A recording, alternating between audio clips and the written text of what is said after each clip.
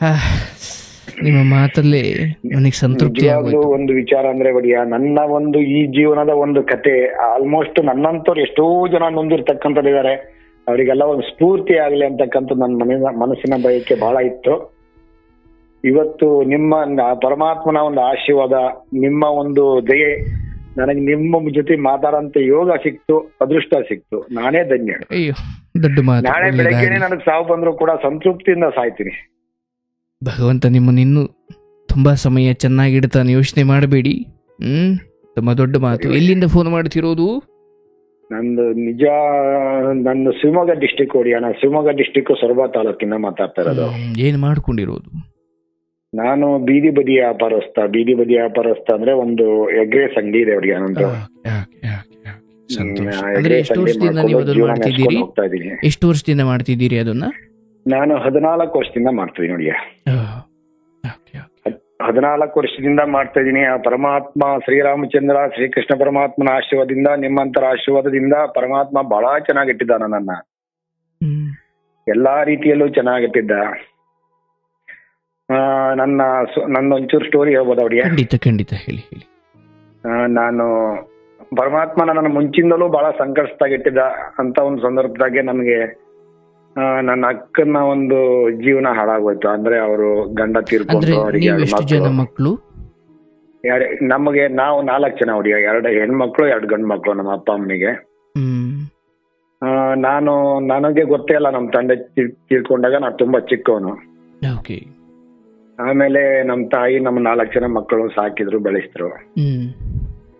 ಆಮೇಲೆ ಕೊನೆಗೆ ನಾನು ಹಂಗೆ ಒಂದು 1ನೇ ಕ್ಲಾಸ್ 6 ತಿಂಗಳ ಓದಿದೆ. ಜೀವನ ಬಹಳ ಸಂಕಷ್ಟದಾಗಿತ್ತು. ಬೆಂಗಳೂರು ಸೇರ್ಕೊಂಡೆ, ಹೋಟ್ಲಿಗೆ ಕೆಲ್ಸಕ್ಕೆ ಹೋದೆ. ತಿಂಗಳ 70 ರೂಪಾಯಿ ಸಂಬಳ ನಂಗೆ.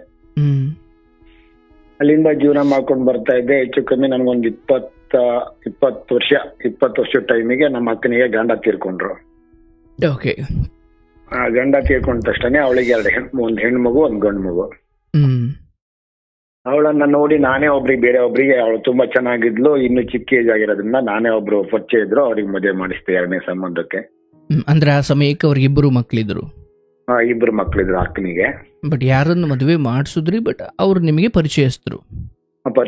ಮದುವೆ ಮಾಡಿಸ್ತೆ. ನನಗೆ ಅವರಿಗೂ ಪಾಪ ಸಮಸ್ಯೆ ಆಗಿತ್ತು, ಹಂಗ ಮದುವೆ ಮಾಡಿಸ್ತೆ. ಆಮೇಲೆ ಅವಳಿಗೆ ಒಬ್ಬಳು ಮಗಳಿದ್ಲು. ಆ ಮಗಳು ಅಂದ್ರೆ ಆ ಹುಡುಗಿ ಆ ಟೈಮಿಗೆ ಒಂದು 14 ವರ್ಷ. ಆ ಮಗಳನ್ನ, ಆ ಹುಡುಗನ್ನ ಇಬ್ಬರನ್ನು ಕರ್ಕೊಂಡು ಹೋಗ್ತೀನಿ ಅಂತ ಆ ವ್ಯಕ್ತಿ ಮದುವೆ ಆದ. ಕಡೆಗೆ ಹುಡುಗಿ ಬಹಳ ಅಸಹಾಯವಾಗಿತ್ತು ಒಡಿಯ, ನೋಡೋದಕ್ಕೆ ವಿಚಿತ್ರವಾಗಿತ್ತು. ಯಾರು? ಈ ಹುಡುಗಿ ನಮ್ಮ ಅಕ್ಕನ ಮಗಳು. ಒಂಥರ ಅದು ಹೆಣ್ಣಿನ ರೂಪದಾಗ ಇರ್ಲಿಲ್ಲ, ಆ ತರ ಇತ್ತು. ಹಂಗಾಗಿರೋದ್ರಿಂದ ಕಡೆಗೆ ಅವನು ಕರ್ಕೊಂಡು ಒಂದು 6 ತಿಂಗಳ ಇಟ್ಕೊಂಡು ಅವನು, ಇಲ್ಲ ನಾನು ಈ ಹುಡುಗಿ ಇಟ್ಕೊಳ್ಳೋದಲ್ಲ ಅಂತ ಅಲ್ಲಿ ಆ ಹುಡುಗಿ ಪಾಪ ಮಾನಸಿಕ ಹಿಂಸೆ ಕೊಡಕ್ಕೆ ಕೂಟ. ಯಾರು? ನಾನು ನಮ್ಮ ಅಕ್ಕನಿಗೆ 2ನೇ ಮದುವೆ ಮಾಡಿದ್ನಲ್ಲ ಆ ವ್ಯಕ್ತಿ ಅಂದ್ರೆ ಈ ಮಕ್ಳನ್ನ ನನ್ನ ಮಕ್ಳನ್ನ ತರನೇ ನೋಡ್ಕೊಳ್ತೀನಿ ಅಂತಲೇ ಮದುವೆ ಆಗಿದ್ದ? ಹೌದು. ಬಟ್ ಆಮೇಲೆ ಅಂದ್ರೆ ರೂಪ ಇಲ್ಲ ಅಥವಾ ಸ್ವಲ್ಪ ಕುರೂಪಿ ಆಗಿದ್ದಾರೆ ಅನ್ನೋ ಕಾರಣಕ್ಕ ತುಂಬಾ ಕೊಪ್ಪಿದ್ಲು, ಒಂಥರ ನೋಡೋದಕ್ಕೆ ಅಸಹಾಯವಾಗಿದ್ಲು. ಅವಾಗ ಕೊನೆಗೆ ಆ ಹುಡುಗಿ ಹಿಂಸೆ ಕೂಡ ಹಾಕಿರೋದ. ಕಡೆಗೆ ನಮ್ಮ ಅಕ್ಕ ನನಗೆ ಫೋನ್ ಮಾಡಿದ್ರು, ತಮ್ಮ ನಾನು ಬೆಂಗಳೂರಲ್ಲಿ ಇದ್ದೆ, ತಮ್ಮ ಬಂದು ಆ ಹುಡುಗಿ ಜೀವನ ಏನಾದ್ರು ಮಾಡಿ ಕಾಪಾಡಪ್ಪ ಅಂತೇಳಿ. ಸರಿ ಅಂತೇಳಿ ನಾನು ಅಕ್ಕನ ಮಾತಿ ಕೇಳದೆ ಹೋದೆ. ನಾನು ಹೋಗೋದ್ರೊಳಗೆ ಆ ಹುಡುಗಿ 14 ವರ್ಷ ಅವಳಿಗೆ. ಅವಾಗ 1 ಲೀಟರ್ ಪೆನಲ್ ಕೊಡ್ಬಿಟ್ಟಿದ್ಲು ಬಚ್ಚಲ ಮನೆ ಒಳಗೆ. ಆ ಹುಡುಗಿ ಪೆನಲ್ ಕುಡ್ದು ಅಲ್ಲೇ ಮಲಗಿದ್ಲು. ಮಲಗಿದ ತಕ್ಷಣ ನಾನು ಹೋದ ತಕ್ಷಣ ಯಾಕಮ್ಮ ಹಿಂಗ್ ಮಾಡಿದೆ? ಇಲ್ಲಮ್ಮ, ನಂಗೆ ಬಹಳ ಹಿಂಸೆ ಕೊಡ್ತಾ ಇದಾರೆ ಇಲ್ಲಿ, ನಾನು ಇಲ್ಲಿ ಇರಲ್ಲ ಅಂತ ಹೇಳಿದ್ಲು. ಸರಿ ಮಗ ಏನ್ ಮಾಡ್ತೀಯ ಅಂತ ಹೇಳ್ದೆ. ಇಲ್ಲಮ್ಮ ನಿನ್ ಜೊತೆ ಬರ್ತೀನಿ ಅಂತ ಹೇಳಿದೆ ಒಡಿಯ. ಅಂದ್ರೆ ಆ ವ್ಯಕ್ತಿ ನೀವೇನು ಕೇಳಲಿಲ್ವಾ? ಆ ವ್ಯಕ್ತಿ ಏನು ಕೇಳಂತ ಒಂದು ಆಧಾರ ನನ್ನ ಹತ್ರ ಯಾವ್ದು ಇರ್ಲಿಲ್ಲ,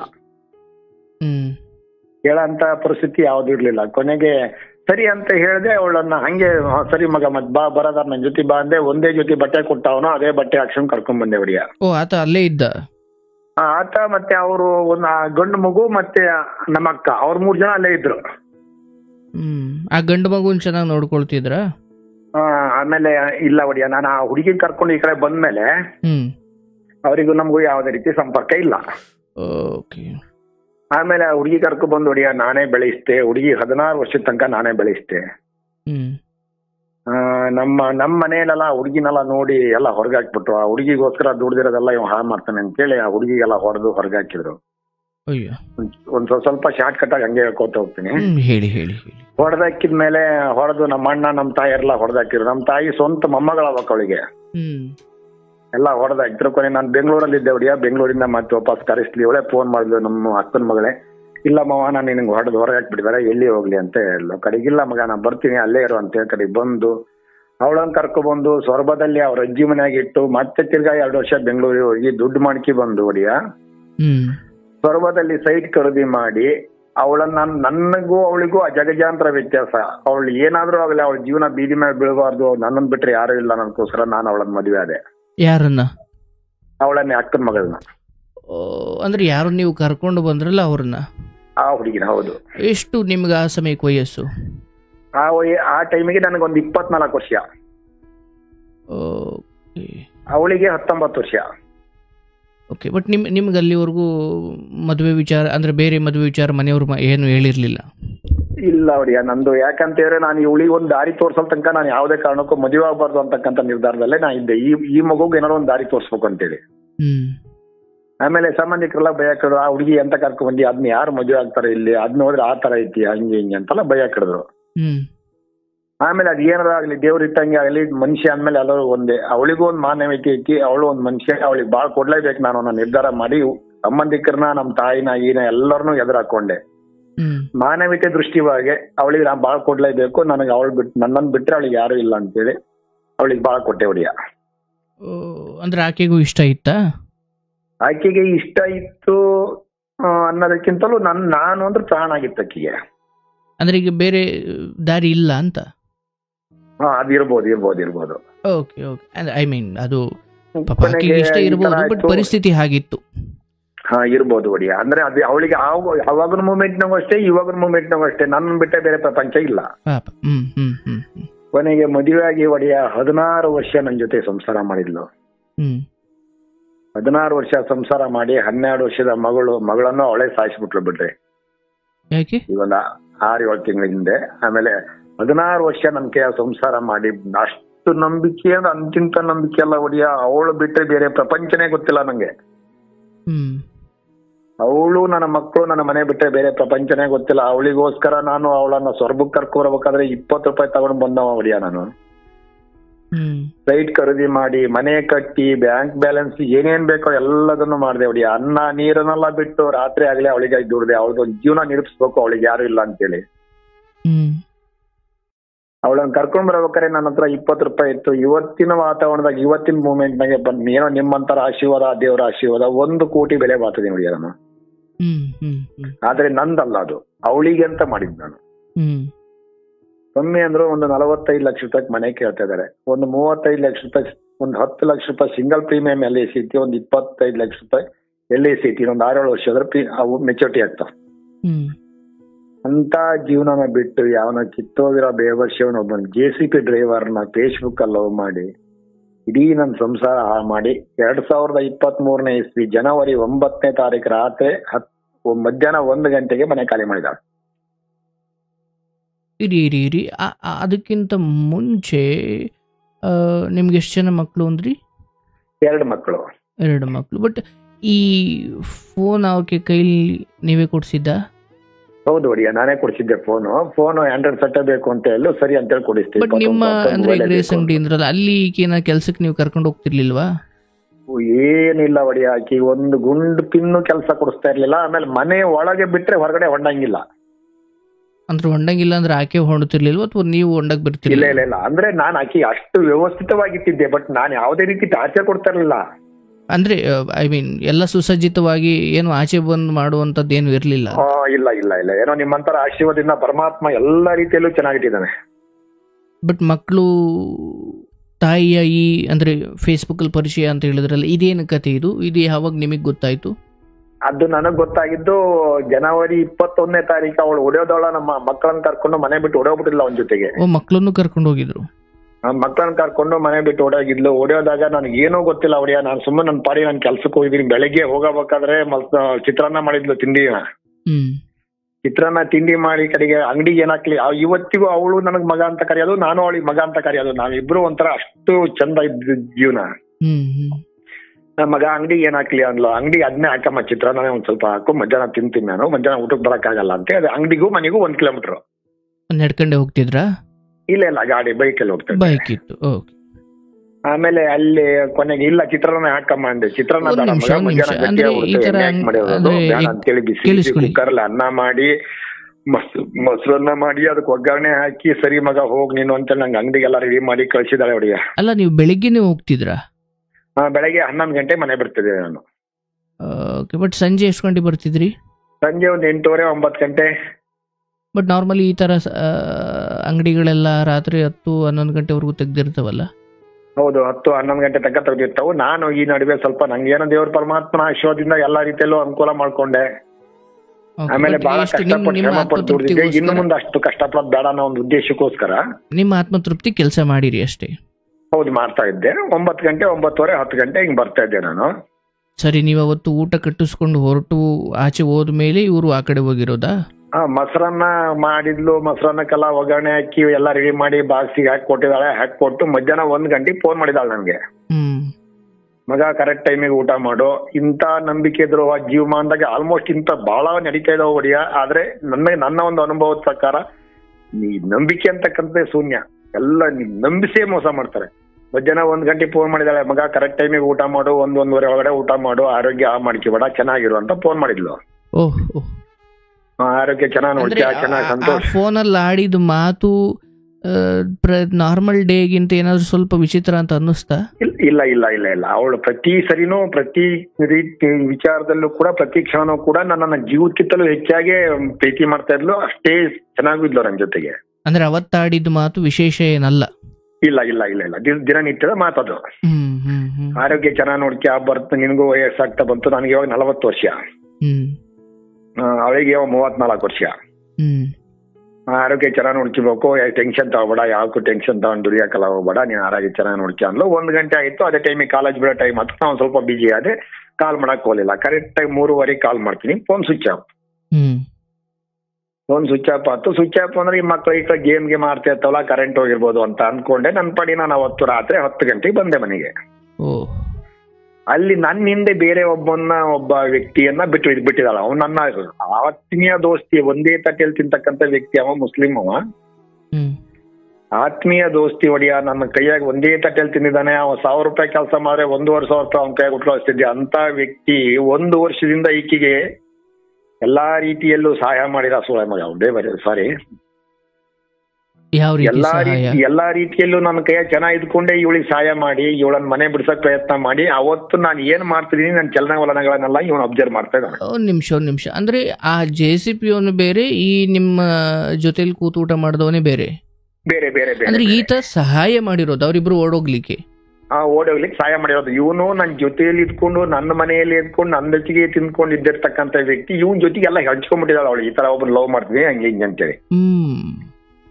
ಇವನ್ ನನ್ನ ಹತ್ರ ಹೇಳಿಲ್ಲ. ಅವತ್ತು ಇವಳು ಓಡೋಗಿರೋ ದಿವಸ ಇವನನ್ನು ನಾನು ಏನ್ ಮಾಡ್ತಾ ಇದೀನಿ ಅನ್ನೋದಕ್ಕೋಸ್ಕರ ನನ್ನ ಹಿಂದ್ ಬಿಟ್ಟಿದ್ದಾಳೆ. ಕರೆಕ್ಟ್ 9:55 ಅಂಗಡಿ ಹತ್ರ ಬಂದ. ನನ್ನ ಹೆಸರು ಮಹೇಶ್ ಅಂತ ಹೇಳಿ, ಮಹೇಶ್ ಏನಾರ ಎಗ್ರೆಸ್ ಐತೆ ಅಂದ. ಇಲ್ಲ, ನಾನು ಕ್ಲೋಸ್ ಮಾಡ್ಬಿಟ್ಟೆ ಅಂದೆ. ಅಲ್ಲಿಂದ ಹಿಂದ್ಬಿಟ್ಲೆ ನಾನು ಮನೆಗೆ ಬರ್ತಿದ್ಲೆ ನಾನು ಹಿಂದೆ ಇದ್ದಾನ ಅವನು. ನಾನು ಒಮ್ಮೆಗೆ ಶಾಕ್ ಕೊಡಿಯ. ನನಗೆ ನನ್ನ 16 ವರ್ಷ ನಮ್ಮ ದಾಂಪತ್ಯ ಜೀವನದಲ್ಲಿ ಒಂದು ರಾತ್ರಿ ಆಕೆ ನನ್ನನ್ನು ಬಿಟ್ಟು ಎಲ್ಲೂ ಬದುಕ್ತೇಕೆಲ್ಲ, ಎಲ್ಲೂ ಇದ್ದಕ್ಕೆಲ್ಲ.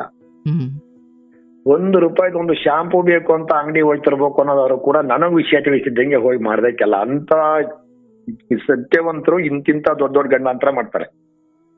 ಈತ ಯಾಕೆ ನಿಮ್ಮಿಂದ ಬರ್ತಾ ಇದ್ದ? ಯಾರೋಡಿಯ ಇವನು. ಅವಳು ಇವನಿಗೆಲ್ಲ ಹೇಳಿದಾಳೆ ಏನ್ ಮಾಡ್ತಾರೆ. ನನ್ನ ಮೇಲೆ ಜೀವನ ಇಟ್ಕೊಂಡಿದ್ದಾಳೆ ಅವಳು. ಅವಳಿಗೆ ಏನೋ ಒಂದು ಇನ್ಸಿಡೆಂಟ್, ಅವನು ಆ ಹುಡುಗ ಅಂತಕ್ಕಂಥವನು ಇವಳಿಗೆ ಬ್ರೈನ್ ವಾಶ್ ಮಾಡ್ಬಿಟ್ಟಿದ್ದಾನೆ. ಏನ್ ಮಾಡ್ತಾರೆ, ಎಲ್ಲಿ ಹೋಗ್ತಾರೆ, ಎಲ್ಲಿ ಏನ್ ಮಾಡ್ತಾರೆ. ಅವಳಿಗೆ ಇವತ್ತಿಗೂ ಕೂಡ ನನ್ನ ಈಗ ಈ ರೀಸೆಂಟ್ ಆಗಿ 3-4 ತಿಂಗಳ ತನಕ ನಾನು ಫೋನ್ ಮಾಡ್ತಾನೆ ಇದ್ಲು. ಬಿಸಿನೀರ್ ಕಾಸ್ಕಿಂದ ಸ್ನಾನ ಮಾಡು, ಸಾಂಬಾರ್ ಹಿಂಗೆ ಮಾಡಿಕೆ, ಅನ್ನ ಇದೇ ತರ ಕುಕ್ಕರ್ ಆಗಿಡು, ಎಲ್ಲದಕ್ಕೂ ಫೋನ್ ಮಾಡಿ ಹೇಳ್ತಾ ಇದ್ಲು. ಇದು ದೊಡ್ಡ ಹಿಸ್ಟ್ರಿನೇ ಐತಿದು. ಅಂದ್ರೆ ಅವರಿಂದ ಹೋದ್ಮೇಲೆ ಅಂದ್ರೆ ಹೇಳ್ತೀನಿ ನೋಡಿ. ಆಮೇಲೆ ಕೊನೆ ಅವ್ರು ಬಂದ ತಕ್ಷಣ ಆ ವ್ಯಕ್ತಿ ನನ್ನ ಫಾಲೋ ಮಾಡ್ದ. ನನಗ್ ಮನೆಗ್ ಬಂದು ನೋಡ್ತೀನಿ ನೋಡಿ, ಮನೆ ಬೀಗ ಹಾಕ್ಬಿಟ್ಟೈತಿ, ಮನೆ ಲೈಟ್ ಆಫ್ ಆಗೈತಿ. ಜೀವ ನಿಲ್ಲಕ್ ಆಗ್ತಾ ಇಲ್ಲ ನನ್ ಕೈಗೆ. ಆ ತರ ಮೈ ಗಡ ನಡುಗ್ತಾ ಇದೀನಿ. ಯಾವತ್ತೂ ಕೂಡ ಮನೆ ಬೀಗ ಹಾಕಿರೋದಲ್ಲ, ಲೈಟ್ ಆಫ್ ಮಾಡಿರೋದಲ್ಲ. ಸಡನ್ ಅಂತೇಳಿ ಬೀಗ ಹಾಕಿಂದು ಎಲ್ಲಿ ಹೋಗಿದಾರೆ. ಫಸ್ಟ್ ನಾನು ಬಂದು ಬಾಗಿಲು ನೋಡಿದವನೇ, ಬೀಗ ಹಾಕಿರೋದು ನೋಡಿದವನೇ, ಫಸ್ಟ್ ಚಪ್ಪಲಿ ನೋಡಿದೆ. ಚಪ್ಪಲಿ ಎಲ್ಲರೂ ಒಂದೊಂದ್ ಜೊತೆ ಚಪ್ಪಲಿ ಇರ್ಲಿಲ್ಲ, ಮಿಕ್ಕಿರೋ ಚಪ್ಪಲಿ ಎಲ್ಲ ಅಲ್ಲೇ ಇದ್ದವು. ಅದಾಗ್ತದಂಗ್ಲೆ ಮತ್ತೆ ನನ್ನ ಹತ್ರ ಒಂದು ಕೀ ತಗೊಂಡ್ಬಂದು ಒಳಗಡೆ ನೋಡ್ತೀನಿ. ನೋಡಿ ಒಳಗಡೆ ನೋಡಬೇಕಾದ್ರೆ ದೇವ್ರ ಮನೆ ಮುಂದ್ಗಡೆ ತಾಳಿ ಸಾಲ ತೆಗ್ದಿತ್ತು, ಅದ್ರ ಕೆಳಗಡೆ ಒಂದು ಚೀಟಿ ಬರ್ದಿತ್ತು. ಇಲ್ಲ, ನೀನ್ ಕೊಡ್ತಾರ ಹಿಂಸೆಯಿಂದ, ನೀನ್ ಕೊಡ್ತಾರ ಟಾರ್ಚರ್ ಇಂದ ನಾ ಮನೆ ಬಿಟ್ಟು ಹೋಗ್ತಾ ಇದೀನಿ. ನನ್ನ ಹುಡುಕ ಪ್ರಯತ್ನ ಯಾವುದು ಮಾಡ್ಬೇಡ, ನೀನು ಯಾರಿಗೂ ಕೂಡ ಹೇಳಕ್ ಹೋಗ್ಬೇಡ ನಾನು ಇಂತಲ್ಲಿ ಹೋಗಿದ್ದೀನಿ ಅಂತೇಳಿ. ನಿನ್ ಜೀವನ ನೀನು ಸರಿಯಾಗಿ ಮಾಡ್ಕೊಂಡು ಹೋಗು, ನಾನು ಎಲ್ಲೂ ಸತ್ತಿಲ್ಲ, ನಾನು ಆರಾಮಾಗಿದ್ದೀನಿ.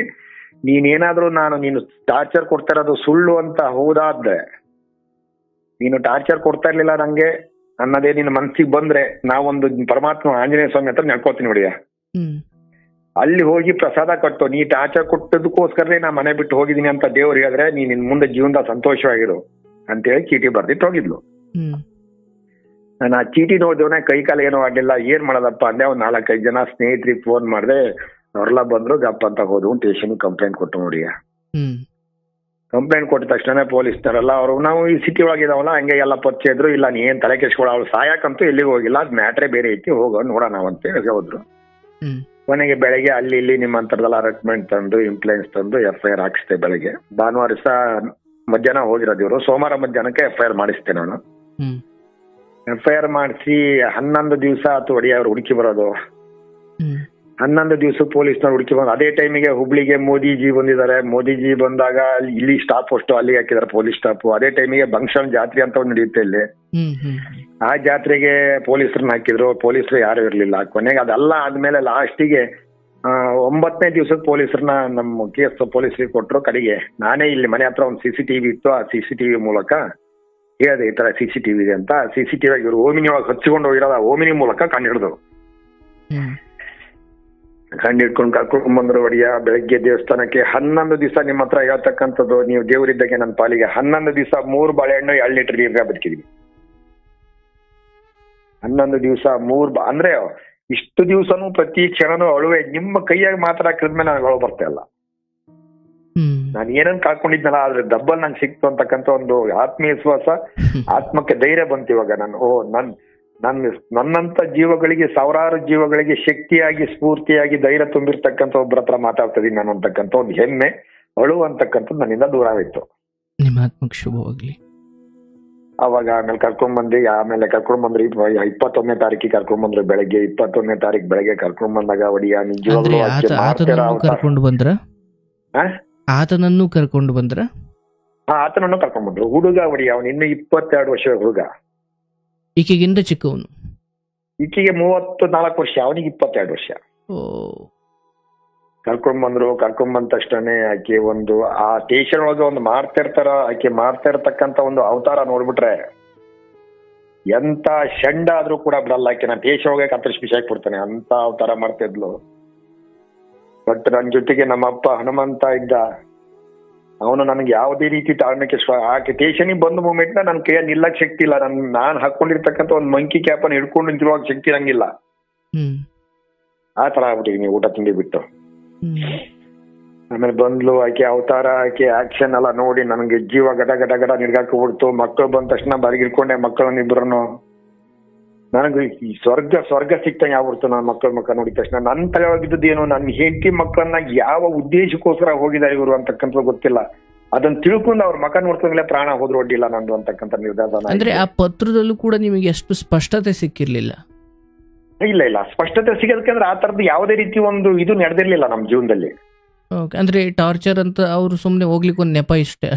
ನೆಪ ನಾ ಹೋಗೋದಕ್ಕೆ ಒಂದು ಕಾರಣ ಬೇಕಲ್ಲ. ನನ್ನ ಹತ್ರ ಏನಾರು ಒಂದು ಹೇಳ್ಬೇಕಲ್ಲ ಆಕೆ, ಅದಕ್ಕೆ ಬರ್ದೋಗಿದ್ದು. ಅದಕ್ಕೆ ಬರ್ದಿದ್ದು ಏನ್ ಅಂತದ್ದು ನಮ್ಮ ಜೀವನದಲ್ಲಿ ಏನು ನಡೆದಿಲ್ಲ. ನಿಜವಾಗ್ಲೂ ಹೇಳ್ಬೇಕು ಅಂದ್ರೆ ಒಡಿಯ ಐಶ್ವರ್ಯಮಯವಾಗಿದ್ಲ ಆಕೆ. ನಮ್ಮ ಪರಮಾತ್ಮ ಯಾವ ರೀತಿ ಸುಖವಾಗಿಟ್ಟದಂದ್ರೆ ಅಂತ ಸುಖದ ಜೀವನದಾಗಿದ್ಲ ಅವಳು. ಪರಮಾತ್ಮ ಅಷ್ಟೇ ಸಂತೋಷವಾಗಿಟ್ಟಿದ್ದ. ಮನೆಗೆ ಏನು ಬೆಳೆ ಸ್ಟೇಷನಿಗೆ ಬಂದ್ರು.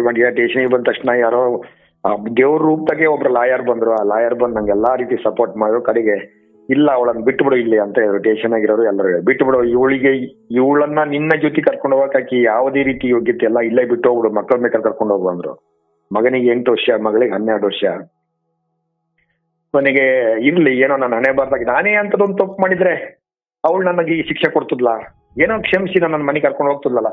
ಅನ್ನ ಒಂದು ಲೆಕ್ಕಾಚಾರದ ಮನೆ ಕರ್ಕೊಂಬಂದು ಒಂದು ತಿಂಗಳ ಆದ ತಕ್ಷಣ ನಂಗೆ ಪಾಯ್ಜನ್ ಹಾಕ್ಬಿಟ್ಲು. ಸ್ವಂತ ಅಕ್ಕನ ಮಗಳು ವಿಷ ಹಾಕಿದ್ದು ಪರಮಾತ್ಮ ನೋಡ್ರಿ ರಕ್ಷಣೆ ಯಾವ ತರ ಮಾಡ್ತಾನೆ ಅಂದ್ರೆ, ದೇವರು ರಕ್ಷಣೆ ಮಾಡೋದು ನಿಮ್ಮಂತರ ಆಶೀರ್ವಾದ ಇದ್ರೆ ಯಾವ ತರ ರಕ್ಷಣೆ ಮಾಡ್ತಾನೆ. ಅವತ್ತಿನ ದಿವಸ ನಾನು ಇಲ್ಲಿ ಮನೆಗೆ ಬರಕ್ಕಿಂತ ಮುಂಚೆ ನಾನು ಊಟಕ್ಕೆ ಅಲ್ಲಿ ನನ್ನ ಫ್ರೆಂಡ್ ಒಬ್ಬ ಬಿರಿಯಾನಿ ಕೊಡ್ಬಿಟ್ಟ. ಇವತ್ತು ನನ್ನ ಬರ್ತಡೇ ಐತಿ, ನೀನಂತೂ ಯಾವ್ದೋ ಪಾರ್ಟಿಗೆ ಗೀಟಿಗೆ ಬರೋ ವ್ಯಕ್ತಿ ಅಲ್ಲ, ನೀವ್ ಹೊರಗಡೆ ಬರೋ ವ್ಯಕ್ತಿ ಅಲ್ಲ, ಈ ಬಿರಿಯಾನಿ ತಗೊಂಡಾಗ ಮನೆ ತಿನ್ನು ಅಂತ.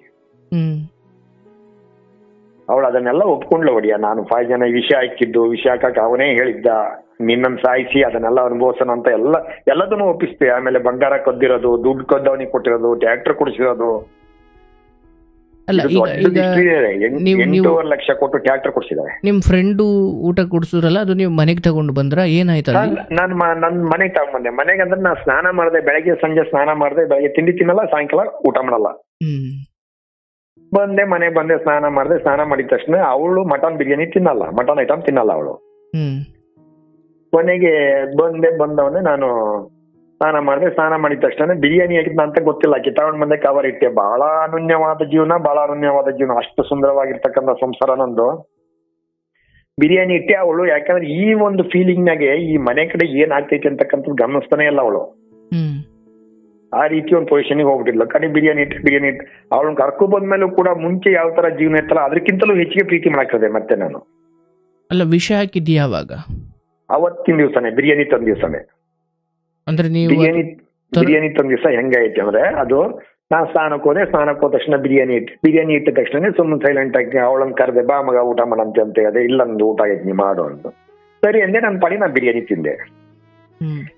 ಅವಳು ಏನ್ ಮಾಡಿದಾಳೆ, ಆ ವಿಷ ಹಾಕಿರ್ತಕ್ಕಂತ ಬಾಟ್ಲನ್ನ ಸಿಂಕ್ ಹತ್ರ ಇಟ್ಟು ಬಾಟ್ಲ್ ಮಾರ್ಕ್ಬಿಟ್ಟಿದ್ದಾಳೆ.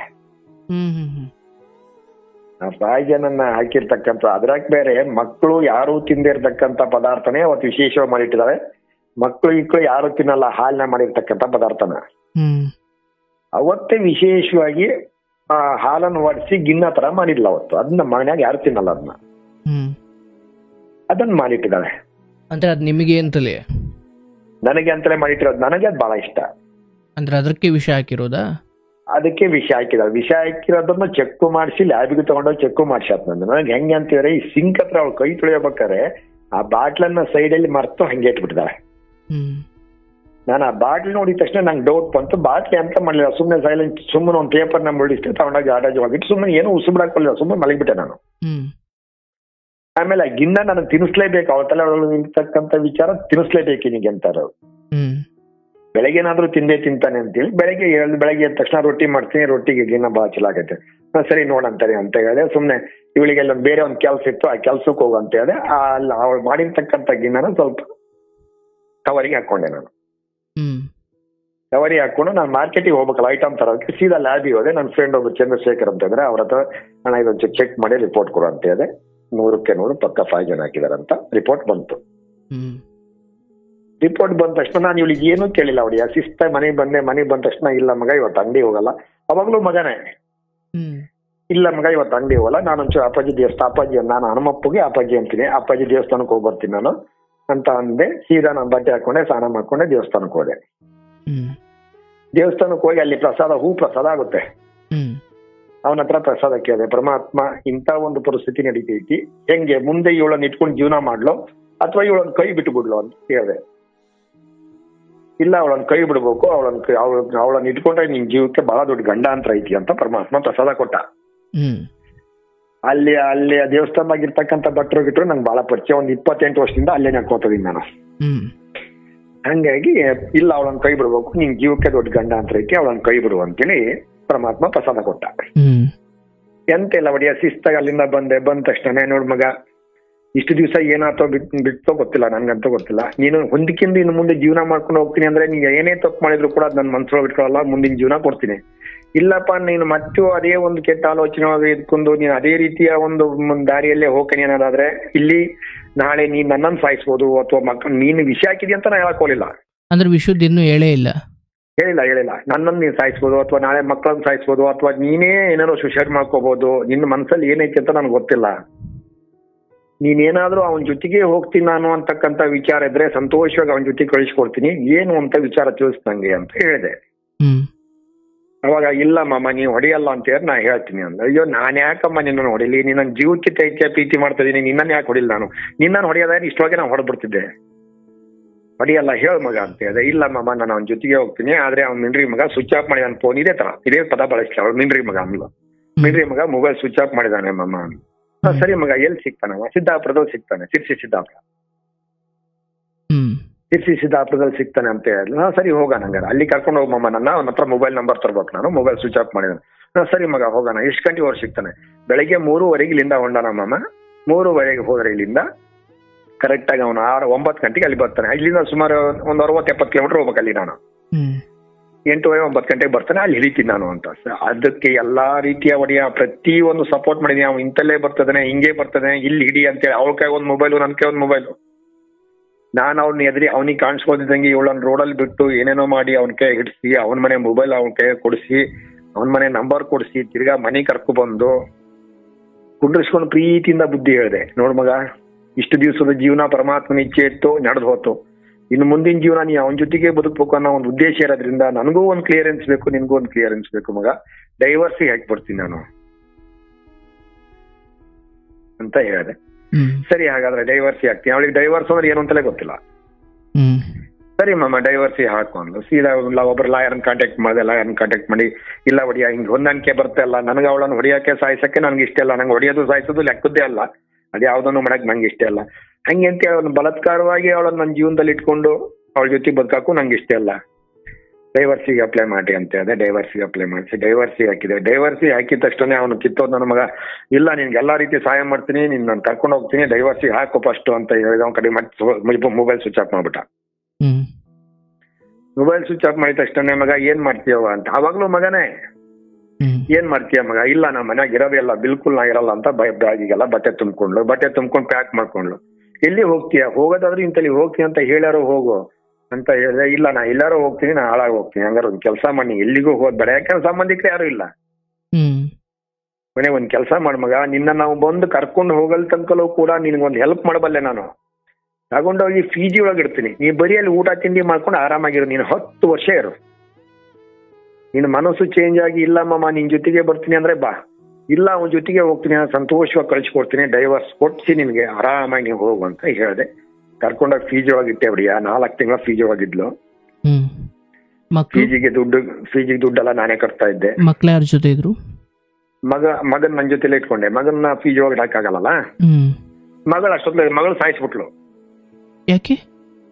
ಅದು ಮಗಳ ಸಾವಿಗೆ ಒಂದು ವಿಶೇಷವಾದ ಟ್ವಿಸ್ಟ್ ಅನ್ನು ಕೊಟ್ಲ ಅವಳಿಗೆ. ಹಂಗಾರಪ್ಪ ಅಂದ್ರೆ ಒಂದು ದಿವಸ ನಾನೇನ್ ಮಾಡಿದೆ, ಅಂಗಡಿಗೆ ಹೋದೆ. ಅಂಗಡಿಗೆ ಹೋದ ತಕ್ಷಣ ಅವತ್ತೊಂದು ಕಲ್ಲಂಗಡಿ ಹಣ್ಣು ಅಂತ ಗೊತ್ತಾ? Water melon. ಗೊತ್ತು ಸರ್. ಆ ಕಲ್ಲಂಗಡಿ ಹಣ್ಣು ತಂದೆ. ಕಲ್ಲಂಗಡಿ ಹಣ್ಣು ತಂದ್ರೆ ಅರ್ಧ ಹಣ್ಣು ನಾನು ಇದ್ದಕ್ಕೆ ಕಟ್ ಮಾಡಿ ಅದ್ರಕ್ಕೆ ಒಂದೊಂದು ಪೀಸ್ ತಿನ್ಕೊಂಡು ನಾನು ಪಡಿ ನಾನು ಅಂಗಡಿಗೆ ಹೋದೆ. ಮನೆ ತಿರ್ಗಾ ಸಾಯಂಕಾಲ ಬರೋವಾಗ ಮಗು ಹುಷಾರಿಲ್ಲ ಅಂದ್ರು. ಏನು ಜ್ವರ ಬಂದೈತೆ? ಜ್ವರ ಬಂದ್ರೆ ಔಷಧಿ ಹಾಕು, ಮಾಮೂಲಿ ಔಷಧಿ ಹಾಕ್ತೆ, ಯಾವ್ದಾದ್ರು ಅದ್ರ ಪ್ರಕಾರ ಔಷಧಿ ಹಾಕ್ತಿತ್ತು. ತಿರ್ಗಾ ಬೆಳಗ್ಗೆ ಮತ್ತೆ ಮಗು ನಾರ್ಮಲ್ ಆಯ್ತು. ಮತ್ತೆ ನಾನು ಅಂಗಡಿಗೆ ಹೋದೆ. ಅಂಗಡಿಗೆ ಹೋಗಿ ರಾತ್ರಿ 9 ಗಂಟೆಗೆ ಫೋನ್ ಮಾಡಿಲ್ಲ ನನ್ಗೆ. ಇಲ್ಲ ಮಗು ತುಂಬಾ ಸೀರಿಯಸ್ ಐತಿ, ಅರ್ಜೆಂಟ್. ಬೆಳಗ್ಗೆ ಹೋಗ್ಬೇಕಾದ್ರೆ ಮಗು ಚೆನ್ನಾಗಿ ಐತಿ, ಆಟ ಆಡ್ತೈತಿ, ತಮ್ಮ ಕೈಗೆಲ್ಲ ಆಟ ಆಡ್ತಿದ್ದಾಳೆ. ಅದನ್ನ ನೋಡೇ ನಾನು ಹೋಗಿದ್ದೀನಿ. ಸಾಯಂಕಾಲ ಬರೋ ಮಗು ತುಂಬಾ ಸೀರಿಯಸ್ ಐತಿ ಹಂಗೆ ಹಿಂಗೆ ಅಂತ ಎಲ್ಲರೂ ಹೊಡೆಯ. ನನ್ನ ಜೀವನದಾಗ ಆಗಿರ್ತಕ್ಕಂಥ ಘಟನೆನ ಇಷ್ಟು ಧೈರ್ಯದಿಂದ ಹೇಳ್ತದೀನಿ ಅಂದ್ರೆ ಅದಕ್ಕೆ ಆ ಪರಮಾತ್ಮ ನನ್ನ ಒಳಗಿರೋದ್ರಿಂದ. ರಾತ್ರಿ 9 ಗಂಟೆಗೆ ಬಂದ ತಕ್ಷಣ ಮಗು ಬಾಯಿಗೆ ನೀರ್ ಹಾಕ್ತದೀನಿ, ನೀರು ಹೋಗ್ತಾ ಇಲ್ಲ, ಏನಿಲ್ಲ ಬಾಯಿಗೆ. ಸೀದಾ ಅಲ್ಲಿಂದ ಸೀದಾ ಗೌರ್ಮೆಂಟ್ ಆಸ್ಪತ್ರೆ, ಇಲ್ಲ ನಮ್ಮ ಮನೆ ಪಕ್ಕಕ್ಕೆ ಐತಿ, ಗೌರ್ಮೆಂಟ್ ಆಸ್ಪತ್ರೆ ಕರ್ಕೊಂಡೋಗಿ. ಇಲ್ಲ ಆಗಲ್ಲ, ಕರ್ಕೊಂಡು ಹೋಗ್ರಿ ಅಂದ್ರು. ಕೊನೆಗೆ ಆ ಮಗುಗೆ ಡಾಕ್ಟ್ರು ಹಿಂಗೆ ಮೈಯನ್ನ ಹಿಂಗ್ ಚೂಟಿ, ಏನು ನಿನ್ನ ಹೆಸರು ಅಂತ ಹೇಳೋ. ಲಾಸ್ಟಿಗೆ ಒಂದು ಮಾತಾಡಿದ್ರು ನನ್ನ ಮಗಳು. ನನ್ನ ಹೆಸರು ಅಂಜನ ಅಂತ ಹೇಳಿದ್ಲು. ನೀನ್ ಎಷ್ಟನೇ ಕ್ಲಾಸ್? 6ನೇ ಕ್ಲಾಸ್. ಅದೇ ಲಾಸ್ಟ್ ಮಾತೋಡಿಯ. ಅಲ್ಲಿಂದ ಇಲ್ಲ ಆಗಲ್ಲ, ಆಂಬುಲೆನ್ಸ್ ಮಾಡ್ತಾವ್, ಶಿವಮೊಗ್ಗ ನಂಜಪ್ಪ ಹಾಸ್ಪಿಟ್ಲಿಗೆ ಕರ್ಕೊಂಡು ಹೋಗ್ರಿ ಅಂದ್ರು. ಶಿವಮೊಗ್ಗ ನಂಜಪ್ಪ ಹಾಸ್ಪಿಟ್ಲಿಗೆ ತಗೊಂಡೆ ಅಡ್ಮಿಟ್ ಮಾಡಿದೆ. ರಾತ್ರಿ ಹೋಗಿ ಅಡ್ಮಿಟ್ ಮಾಡೋತ್ಲೆ 12 ಗಂಟೆ ಆಯ್ತು. ತಿರ್ಗಾ ಬೆಳಿಗ್ಗೆ 12 ಗಂಟೆ ಒಳಗೆ ಮಗುವಿನ ದೇಹದಲ್ಲಿರ್ತಕ್ಕಂಥ ಅಂಗಾಂಗಗಳು ಅಷ್ಟು ಬಂದು, ಕಿಡ್ನಿ, ಹಾರ್ಟು, ಗೀಟು ಅಷ್ಟು ಬಂದು, ಹಾರ್ಟು, ಕಿಡ್ನಿ, ಅವಳ ದೇಹದಲ್ಲಿ ಯಾವ್ಯಾವ ಅಂಗಗಳಿದಾವ ಎಲ್ಲ ಅಂಗಗಳು ವರ್ಕ್ ಮಾಡೋದು ನಿಲ್ಸ್ಬಿಟ್ವು. ಏನಾಗಿತ್ತು ಅಂತ? ಅದೇನಾಗಿತ್ತು ಏನು ಅಂತ, ಅದು ಮಗು ಸತ್ತೋಗಿ ಮಗುವನ್ನ ಬಾಡಿ ಮನೆ ತಗೊಬಂದು ಅದನ್ನೆಲ್ಲ ಶವ ಸಂಸ್ಕಾರ ಮಾಡಿದ ಮೇಲೆ ನಾನು ದೇವರು ದಿಂಡ್ರು ಅಲ್ಲಿ ಇಲ್ಲಿ ವಿಚಾರಿಸೋದು ಇಲ್ಲ. ನಿನ್ನನ್ನ ಸಾಯಿಸಕ್ಕೋಸ್ಕರ ಮಾಡಿರ್ತಕ್ಕಂಥ ಪ್ಲಾನ್ ಅದು ಮಾಟ ಮಾಡಿಸಿದ್ರು ಆಕೆ ನಾನು ಸೇರಿ, ಅದು ಆ ಮಗುವಿಗೆ ಆತು ಅಂತ. ಈಗನ್ನು ಇದ್ರ ವಿಚಾರವಾಗಿ ಹೋದ್ರೆ ಕೇಳೋದಾದ್ರೆ, ಡಾಕ್ಟರ್ ವಿಚಾರವಾಗಿ ಹೋದಾಗಾದ್ರೆ ಡಾಕ್ಟರ್ ಏನ್ ಆಗೈತೆ ಅಂತ ಯಾವುದೇ ರೀತಿ ರಿಪೋರ್ಟ್ ಅನ್ನು ನಾನು ಕೊಡ್ಲಿಲ್ಲ. ಕರ್ಕೊಂಡು ಹೋಗಿ ತಿರ್ಗಾ 2 ದಿವಸ ಇಟ್ಕೊಂಡೆ. 2 ದಿವಸಕ್ಕೆ 1,20,000 ರೂಪಾಯಿ ಬಿಲ್ ಆಯ್ತು. ಡಿಸ್ಚಾರ್ಜ್ ಮಾಡಿಸ್ಕೊಂಡು ಅಲ್ಲಿ ಒಬ್ರು ಸಿಸ್ಟರ್ ಪಾಪ ದೇವ್ರ ರೂಪದಾಗ ಬಂದ್ರು. ಇಲ್ಲ ಮಗು ಸತ್ತೋಗೈತಿ, ಆಕ್ಸಿಜನ್ ವೆಂಟಿಲೇಟರ್ ಮೂಲಕ ಆ ಮಗು ಬಾಯಿ ಕಳಿಸ್ತಾ ಇದಾರೆ ದುಡ್ಡಿಗೋಸ್ಕರ, ಸುಮ್ಮನೆ ಅದನ್ನ ಡಿಸ್ಚಾರ್ಜ್ ಮಾಡಿಸಿ ಹೋಗ್ರಿ ಅಂದ್ರು. ಮಗು ಡಿಸ್ಚಾರ್ಜ್ ಮಾಡಿಸಿ ಬಂದೆ. ಡಿಸ್ಚಾರ್ಜ್ ಮಾಡಿಸಿದ್ದು ಶಿವಮೊಗ್ಗದಿಂದ 6 ಕಿಲೋಮೀಟರ್ ಬಂದ ನಂತರ ಮಗು ಪ್ರಾಣ ಹೋಗ್ತಾ ಇರಲಿಲ್ಲ. ಸುಮ್ಮನೆ ಕಣ್ಣಾಗ ಒಂದ್ ನೀರ್ ಬರ್ತಾ ಇತ್ತು, ಬಾಯಿ ಒಂದ್ ಕಳಿತಾ ಇತ್ತದು. ನನಗೆ ಇದೇ ಪಾಪಿಗೆ ಹೇಳ್ದೆ, ಕೈಯಾಗ ನೀರಾರು ಬಿಟ್ಟು ಅದಕ್ಕಾರ ಒಂದು ಕೊನೆಗೊಂದು ಮೋಕ್ಷನಾರು ಕೊಡು ಮರಗೈತಿ, ನೀರಾರು ಬಿಡು ಅಂತ ಹೇಳ್ರಿ. ನಾನು ನನ್ನ ಮಗ ಅವಳು ಸೇರಿ ನೀರ್ ಬಿಟ್ಟು ಅವಾಗ ಪ್ರಾಣ ಹೋತು. ಪ್ರಾಣ ಹೋಗಿ ಕಣ್ಣ ನೀರ್ ಬಂತು ನನ್ನ ಮಗಳಿಗೆ. ನನ್ನ ಮಗ ಲಬ ಲಬ ಲಬ ಬಾಯ್ ಬಿಡ್ಕೊಂಡ, ನಾನ್ ಬಾಯ್ ಬಿಡ್ಕೊಂಡೆ. ಇವಳು ಒಂದು ಕಣ್ಣೀರ್ ಹಾಕ್ಲಿಲ್ಲ ಒಡಿಯ. 12 ವರ್ಷದ ಮಗು, ಒಂದು ಕಣ್ಣೀರ್ ಹಾಕ್ಲಿಲ್ಲ, ಸಂತೋಷವಾಗಿದ್ಲು. ಮನೆ ತಗೊಂಬಂದೆ, ಬಾಡಿ ತಗೊಂಬಂದು ರಾತ್ರಿನೇ ಮಣ್ಣು ಮಾಡ್ಬಿಟ್ಟೆ. ಇಟ್ಕೊಳಕ್ ಆಗಲಿಲ್ಲ ನಂಗೆ, ಮಣ್ಣು ಮಾಡಿದೆ. ಮಣ್ಣು ಮಾಡಿ ಆಮೇಲೆ ಇಲ್ಲ ಅವನ ಜೊತೆ ಹೋಗ್ಲೇಬೇಕು ಅಂತೇಳಿ ನಿರ್ಧಾರ ಮಾಡಿದ್ಲು. ಕೈ ಬಿಟ್ಟು ಇವಾಗ ಡೈವರ್ಸ್ ಮಾಡಿಸಿ ಅವನ ಜೊತೆಗೆ ಸೇರಿಸಿದೀನಿ ನೋಡಿ. ಈ ಪಿ ಜಿಲಿ 4 ತಿಂಗಳ ಇದ್ರು, ಆಮೇಲೆ ಏನಾಯ್ತು? ಯಾವುದು ಪಿ ಜಿಲಿ 4 ತಿಂಗಳ ಇದ್ರಲ್ಲ, 4 ತಿಂಗಳ ಪಿ ಜಿಲಿ ಇದ್ಮೇಲೆ ಆಮೇಲೆ ಅವಳಿಗೆ ನಾನೇ ಅವನ ಕಾಂಟ್ಯಾಕ್ಟ್ ನಂಬರ್ ಎಲ್ಲ ಕೊಡಿಸಿ, ಅವಳು ನನ್ ಬಿಲ್ಕುಲ್ ನಿನ್ ಜೊತೆಗೆ ಇರೋದಿಲ್ಲ ಅಂತ ಹೇಳಿದಾಳೆ. ಹೊರಗಡೆ ಬೇರೆ ಪ್ರಪಂಚದಾಗ ಬದುಕಕ್ಕೂ ನನ್ಗೆ ಇಷ್ಟ ಇಲ್ಲ ಅಂತ ಹೇಳಿದಾಳೆ. ಮತ್ತೆ ಇಲ್ಲಿ ಹೋಗ್ತೀನಿ, ಅವನ ಜೊತೆಗೆ ಹೋಗ್ತೀನಿ ಅಂತ ಹೇಳಿ ಅವಳಿಗೆ ಎಲ್ಲಾ ರೀತಿ ಸಪೋರ್ಟ್ ಮಾಡಿ, ನಾವೊಬ್ಬ ಗಂಡನಾಗಿ ಆ ಜಾಗದಾಗ ನಿಂತವನು ಯಾರೂ ಮಾಡಲ್ಲ ಇದನ್ನ, ಅದಕ್ಕೆ ಎಲ್ಲಾ ರೀತಿ ಸಪೋರ್ಟ್ ಮಾಡಿಸಿ ಅವನ ನಂಬರನ್ನ ಮತ್ತೆ ತಗೊಬಂದು ಅವಳಿಗೆ ಕೊಟ್ಟು ಅವರಿಗೂ ಮಾತಾಡೋಕೆ ವ್ಯವಸ್ಥೆ ಮಾಡಿ, ಮತ್ತೆ ಇವಳಿಗೆ ಹೋಗಿ ಮತ್ತೆ 10,000 ರೂಪಾಯಿ ಕೊಟ್ಟು ಒಂದು ಮೊಬೈಲ್ ಕೊಡ್ಸಿ, ಮಾತಾಡ್ಕಿಂತ ಚೆನ್ನಾಗಿರ್ರಿ, ಇಬ್ರು ಹೊಂದಾಣಿಕಿಂತ ಚೆನ್ನಾಗಿ ಹೋಗ್ರಿ, ಜೀವನ ಮುಂದೆ ಚೆನ್ನಾಗಿ ನಡ್ಸ್ಕೊಂಡು ಹೋಗ್ರಿ, ಡೈವರ್ಸ್ ಮಾಡಿಕೊಡ್ತೀನಿ, ಬಂದು ನಿಮ್ ರಿಜಿಸ್ಟ್ರಿ ಸೈನ್ ಹಾಕ್ತೀನಿ, ನೀವು ಗಂಡ ಹೆಂಡತಿಯಾಗಿ ಸುಖವಾಗಿರ್ರಿ ಅಂತೇಳಿ. ಇವಾಗ ಇನ್ನೂ ಅವ್ರದ್ದು ರಿಜಿಸ್ಟರ್ ಆಗಿಲ್ಲ, ಅವ್ರ ಮನೆಯೊಳಗೆ ಬಿಟ್ಟಿದೀನಿ ಅವಳನ್ನ. ಅಲ್ಲೇ ಇದ್ಕೊಂಡು ಅಲ್ಲೇ ಸಂತೋಷವಾಗಿರಮ್ಮ, ನೀನು ಖುಷಿಯಿಂದ ಇರೋ. ನಿನಗೇನಾದ್ರೂ ಒಂದು ಪಕ್ಷ ಅವರು ನಿನಗೊಂದು ತುತ್ತು ಅನ್ನ ಹಾಕಕ್ಕೆ ಕಷ್ಟ ಕೊಟ್ರು ಅಂದ್ರೆ, ನಾನು ಬದುಕಿದೀನಿ ಅಂದ್ರೆ ನಾ ಎಲ್ಲಾರು ಒಂದು ತುತ್ತು ಅನ್ನ ನಿಂಗೆ ತಂದು ಹಾಕ್ತೀನಿ, ನೀನ್ ತಲೆ ಕೆಡ್ಸ್ಕೊಬೇಡ ಅಂತೇಳಿ ಇಷ್ಟು ಧೈರ್ಯ ಹೇಳಿ ಡೈವರ್ಸ್ ಮಾಡಿಸಿ, ಡೈವರ್ಸ್ ಪೇಪರ್ ಕೈ ಕೊಟ್ಟು ಅವಳನ್ನ ಅಲ್ಲಿ ಆರಾಮಾಗಿ ಇಟ್ಟಿದ್ದೀನಿ. ಮಗನ್ ಇಟ್ಕೊಂಡು ನನ್ನ ಜೀವನ ನಾನು ಮಾಡ್ಕೊಂಡು ಹೋಗ್ತಾ ಇದ್ದೀನಿ. ಈಗ 4 ತಿಂಗಳ ಅಂಗಡಿ ಓಪನ್ ಮಾಡಿಲ್ಲ. ಮಾನಸಿಕವಾಗಿ ಮನೆಗೂ ಮತ್ತೆ ನಂಗೂ ಅಟ್ಯಾಚ್ಮೆಂಟ್ ಬಹಳ ದೂರ ಆಗಿತ್ತು. ಹಂಗಾಗಿ ಮನೆಯೊಳಗೆ ಒಂಚೂರು ಅಡ್ಜಸ್ಟ್ ಆಗ್ಬೇಕು ಅನ್ನೋದಕ್ಕಾಗಿ 4 ತಿಂಗಳಿಂದ ಮನೆಯೊಳಗೆ ಇದ್ದೀನಿ. ಅಡಿಗೆ ಮಾಡ್ಕೊಂಡು ತಿನ್ನೋಕ್ ಬರಲ್ಲ, ಮಾಡಕ್ ಹೋಟ್ಲ ತಿನ್ನಕ್ ಆಗಲ್ಲ. ನನ್ನ ಜೀವನ ಕೇಳ್ಬಿಟ್ರೆ ಒಂದು ಖುಷಿ ಅಂದ್ರೆ ಏನ್ರಪ್ಪ ಅಂದ್ರೆ, ನಿಮ್ಮ ಜೊತೆಗೆ ಇವತ್ತು ಮಾತಾಡಿರೋದ್ರಿಂದ ನನಗೆ ಹೋಗಿರ್ತಕ್ಕಂಥ ಮಗಳು ಬಂದ್ಲು, ಕಳ್ಕೊಂಡಿರ್ತಕ್ಕಂಥ ಹೆಂಡತಿ ಬಂದ್ಲು, ಆಮೇಲೆ ಇದು ಎಲ್ಲದೂ ಇವತ್ತು ಇಷ್ಟು ದಿವಸ ಏನ್ ಕಷ್ಟಪಟ್ಟಿದ್ದೀನಲ್ಲ ಅದೆಲ್ಲದೂ ಕೂಡ ನನಗೆ ವಾಪಸ್ ಸಿಕ್ತು ಅಂತಕ್ಕಂಥ ಒಂದು ಖುಷಿ ಆಯ್ತು. ಪರಮಾತ್ಮ ನಿಮಗೂ ನನ್ನ ಆಯಸ್ಸು, ನನ್ನ ಆರೋಗ್ಯ ಎಲ್ಲದನ್ನು ನಿಮಗೆ ಕೊಟ್ಟು, ನನ್ನಂತರಿಗೆ ಇನ್ನೂ ಸಾವಿರಾರು ಜನರಿಗೆ ನೀವು ಸ್ಫೂರ್ತಿಯಾಗಿ, ಅವರ ಬದುಕಿಗೆ ಜ್ಯೋತಿಯಾಗಿ ಇದೇ ರೀತಿ ಮುನ್ನಡೀರಿ. ಆ ಪರಮಾತ್ಮ ಏನಾದ್ರು ಆಯಸ್ಸು ಅಂತ ನಂಗೆ ಹೆಚ್ಚಿಗೆ ಕೊಟ್ರೆ ಅದ್ರಲ್ಲಿ ಅರ್ಧ ನಿಮಗೆ ಇರ್ಲಿ. ಪರಮಾತ್ಮನ ನಾವು ಈ ಕ್ಷಣದ ಕೇಳ್ಕೋದು ಅದನ್ನೇ. ನನ್ನಂತರ್ನ ಎಷ್ಟೋ ಜೀವಗಳನ್ನ ಬದುಕಿಸಿದ್ರ, ಎಷ್ಟೋ ಉಸಿರಾಡ ಅಂತ ಒಂದು ವ್ಯವಸ್ಥೆ ಮಾಡಿಕೊಟ್ಟಿದ್ರ. ದೇವ್ರು ನಿಮ್ಮನ್ನ ಚೆನ್ನಾಗಿಡ್ಲಿ. ನಿಮಗೊಬ್ಬರಿಗೆ, ಆಮೇಲೆ ಉಡುಪಿ UK ಸಿಟಿ ಅಂತ ಒಬ್ರು ಇದಾರೆ, ಅವರಿಗೊಬ್ಬರಿಗೆ, ಆಮೇಲೆ ಇನ್ನೊಬ್ರು ಯೂಟ್ಯೂಬ್ ಅಲ್ಲಿ ಇನ್ನೊಂದು ಚಾನಲ್ ಇದೆ, ಅದು ನೆನಪಿ ಬರ್ತಲ್ಲ. ಅದು ನೀವು 3 ಜನ ಮಾತ್ರ ನನ್ನ ಜೀವನದಲ್ಲಿ ನಾನು ಬ್ರಹ್ಮ ವಿಷ್ಣು ಮಹೇಶ್ವರ 3 ಜನರಿಗೆ ಯಾವ ಸ್ಥಾನ ಕೊಡ್ಬೇಕೋ ಆ ಸ್ಥಾನವನ್ನು ಕೊಟ್ಟಿದ್ದೀನಿ. ನಿಮಗೆ ಸದಾಕಾಲ ಚಿರಋಣಿಯಾಗಿರ್ತೀನಿ ನೋಡಿಯ. ನಾನು ಆಡಿರ್ತಕ್ಕಂಥ ಮಾತಲ್ಲಿ ಏನಾದ್ರು ತಪ್ಪಿದ್ರೆ ದಯವಿಟ್ಟು ಕ್ಷಮೆ ಇರಲಿ. ನನ್ನ ಜೀವನದ ಕತೆ ಇದು. ಹೇಳಕ್ ಹೋದ್ರೆ ತುಂಬಾ ಇದೆ. ದಯವಿಟ್ಟು ಮನಸ್ಸಿಗೆ ನೀವು ಬೇಜಾರ ಮಾಡ್ಕೋಬೇಡ್ರಿ, ನಾನು ಬೇಜಾರ ಮಾಡ್ಕೊಳ್ಳಿಲ್ಲ. ನಾನು ತುಂಬಾ ಖುಷಿಯಿಂದ ಇದ್ದೀನಿ. ಚೆನ್ನಾಗಿರ್ಲಿ. ಈ ವಿಚಾರದಲ್ಲಿ ನಿಮ್ಮ ದೊಡ್ಡತನ ಸಾಮಾನ್ಯವಾಗಿ ಇವತ್ತಿನ ಕಾಲಕ್ಕೆ ಮೊಬೈಲ್ಗಳು ಬರಲಾಗಿ ಅಥವಾ ಸ್ವಲ್ಪ ಗಂಡ ಹೊರಗಡೆ ಹೋಗಲಾಗಿ ಸ್ವತಂತ್ರ ಸಿಗಲಾಗಿ ಏನೇನು ಅನಾಹುತ ಆಗ್ತಾ ಇದೆ. ಬಟ್ ಅಂಥದ್ದೇನೋ ಒಂದು ಗೊತ್ತಾದಾಗ ಗಂಡನಾದವನು ಎಷ್ಟು ಪ್ರಬುದ್ಧವಾಗಿ ವರ್ತಿಸ್ಬೋದು. ಈಗ ನೀವೇ ಹೇಳ್ದಂಗೆ ತುಂಡು ಮಾಡಿ ಬಿಸಾಕ್ಲಿಕ್ಕೆ, ಒಡೆದಾಕ್ಲಿಕ್ಕೆ, ಬಡ್ದಾಕ್ಲಿಕ್ಕೆ, ಅದಾದ್ಮೇಲೆ ನನ್ನ ಬದುಕು ತುಂಬಾ ಚೆನ್ನಾಗಿರ್ತಿತ್ತು ಅಂತ ಏನ್ ಖಾತ್ರಿ ಇಲ್ಲ. ಹೌದು ಹೌದು ಹೌದು. ಹೌದಲ್ಲ? ಅಂದ್ರೆ ಆ ಸಮಯದಲ್ಲಿ ನಿಮ್ಮ ತಾಳ್ಮೆ ಇದೆಯಲ್ಲ, ಅಬ್ಬಾ. ಹೌದು. ಅಂದ್ರೆ ನೋಡಿ, ಯೋಚನೆ ಮಾಡಿ, ನಾವು ಯಾವಾಗಲೂ ಅಷ್ಟೇ ರಾಮಾಯಣವನ್ನ ಪ್ರವಚನ ಮಾಡೋ ಸಮಯದಲ್ಲಿ ರಾವಣ ಸೀತೆಯನ್ನು ಹೊತ್ಕೊಂಡು ಹೋದಾಗ ಈ ಸೀತೆಯನ್ನ ಸರ್ವಸ್ವ ಅಂತ ಭಾವಿಸಿದ್ದ ಪ್ರಭು ಶ್ರೀರಾಮಚಂದ್ರನಿಗಾದ ದುಃಖ ಏನಾಯಿತು, ನಿಮ್ಗೆ ಹಾಗೆ ಆಗಿರ್ಬೇಕಲ್ವಾ ಅಂತ ನಾನು ಯೋಚಿಸ್ತಾ ಇದ್ದೆ. ಆಗ ಆಗಿರೋದಿಕ್ಕೇನೆ ಲಂಕೆಯಂತಹ ರಾಕ್ಷಸ ರಾಜ್ಯಕ್ಕೆ ಹೋಗಿ ಸೀತೆಯನ್ನ ಕರ್ಕೊಂಡು ಬಂದ. ಹಾಗೆ ಕರ್ಕೊಂಡು ಬಂದಾದ್ಮೇಲೆ, ನೋಡವ್ವ, ನಿನ್ನ ನಾನು ಕರ್ಕೊಂಡು ಬರಬೇಕಿತ್ತು ಅಥವಾ ಅವರಿಂದ ರಕ್ಷಿಸಬೇಕಿತ್ತು, ನನ್ನ ರಕ್ಷಣೆ ಮಾಡೇ ಆಯಿತು. ಈಗ ನೀನು ನನಗೆ ಬೇಡ, ಯಾಕಂದರೆ ನೀನು ಅಂದರೆ ನೀನು ಶುದ್ಧಳಿದ್ದೀಯೋ ಇಲ್ವೋ ನನಗೆ, ಅಂದರೆ ನನಗೆ ಡೌಟ್ ಇದೆ ಅಂತ ಏನಿಲ್ಲ, ಸೀತೆ ಮೇಲೆ ಪರಮ ನಂಬಿಕೆ ಇತ್ತು. ಬಟ್ ನಾಳೆ ದಿನ ಲೋಕ ಸೀತೆಯನ್ನು ಆಡ್ಕೊಳ್ಳುತ್ತೆ. ಅದೇ ಕಣೋ, ರಾಮ ಇದನ್ನಲ್ಲೋ, ಅವನ ಹೆಂಡತಿಯನ್ನು ನಾವು ರಾಕ್ಷಸರ ಜೊತೆ ಇದ್ದವಳು, ಅವಳು ಶುದ್ಧಳು ಇಲ್ವೋ, ಯಾರ್ಯಾರ ಜೊತೆನೂ ಇದ್ದವನನ್ನ ರಾಮ ಕರ್ಕೊಂಡು ಬಂದಿದ್ದಾಳೆ ಅವಳು ಅಂದರೆ ನಾಳೆ ದಿನ ಸೀತೆಗೆ ಕಳಂಕ ಬರಬಾರ್ದು ಅಂತ ರಾಮ ಆ ಸೀತೆಯನ್ನು ದೂರ ಇಡುವ ಅಥವಾ ನನಗೆ ನೀನು ಬೇಡ ಅನ್ನುವ ಮಾತನ್ನ ಲೋಕಕ್ಕೆ ಸೀತೆ ಪವಿತ್ರಳು ಅಂತ ತೋರಿಸ್ಲಿಕ್ಕೆ ಒಂದು ನಾಟಕ ಆಡ್ದ.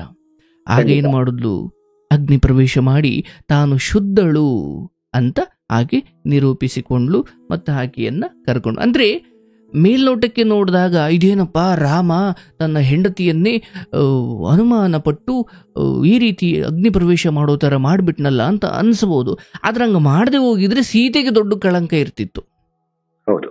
ಓಹ್, ಇವನು ರಾವಣನ ಜೊತೆ ಇದ್ದು ಅಂತ ಅವರು ರಾಕ್ಷಸರು ಬಿಡ್ತಾರ, ಇವಳು ಏನೇ ವಿರೋಧ ತೋರಿದ್ರು ಅವರು ಈಕೆಯನ್ನ ಹಾಳು ಮಾಡಿರ್ತಾರೆ ಅನ್ನೋ ಲೋಕ ಸೀತೆ ಮೇಲೆ ಬಹಳ ದೊಡ್ಡ ಕಳಂಕ ಒರೆಸ್ಬಿಡ್ತಿತ್ತು. ಸೀತೆಗೆ ಅಂಥದ್ದೊಂದು ಕಳಂಕ ಮುಂದೆ ಬರಬಾರ್ದು ಅಂತ ನಾನು ಲೋಕದ ದೃಷ್ಟಿಯಲ್ಲಿ ಕೆಟ್ಟವನಾದ್ರೂ ಪರವಾಗಿಲ್ಲ ಅಂತ ಸೀತೆಯ ಮೇಲೆ ಒಂದು ನಿಷ್ಠೂರದ ಮಾತನ್ನು ಆಡ್ಬಿಟ್ಟ. ನಿನ್ನನ್ನು ನಾನು ಆ ರಾವಣನಿಂದ ಕಾಪಾಡಿದ್ದೀನಿ, ಅದು ಗಂಡನಾಗಿ ನನ್ನ ಕರ್ತವ್ಯ, ಬಟ್ ಈಗ ನೀನು ನನಗೆ ಬೇಡ ಅಂದ್ಬಿಟ್ಟ.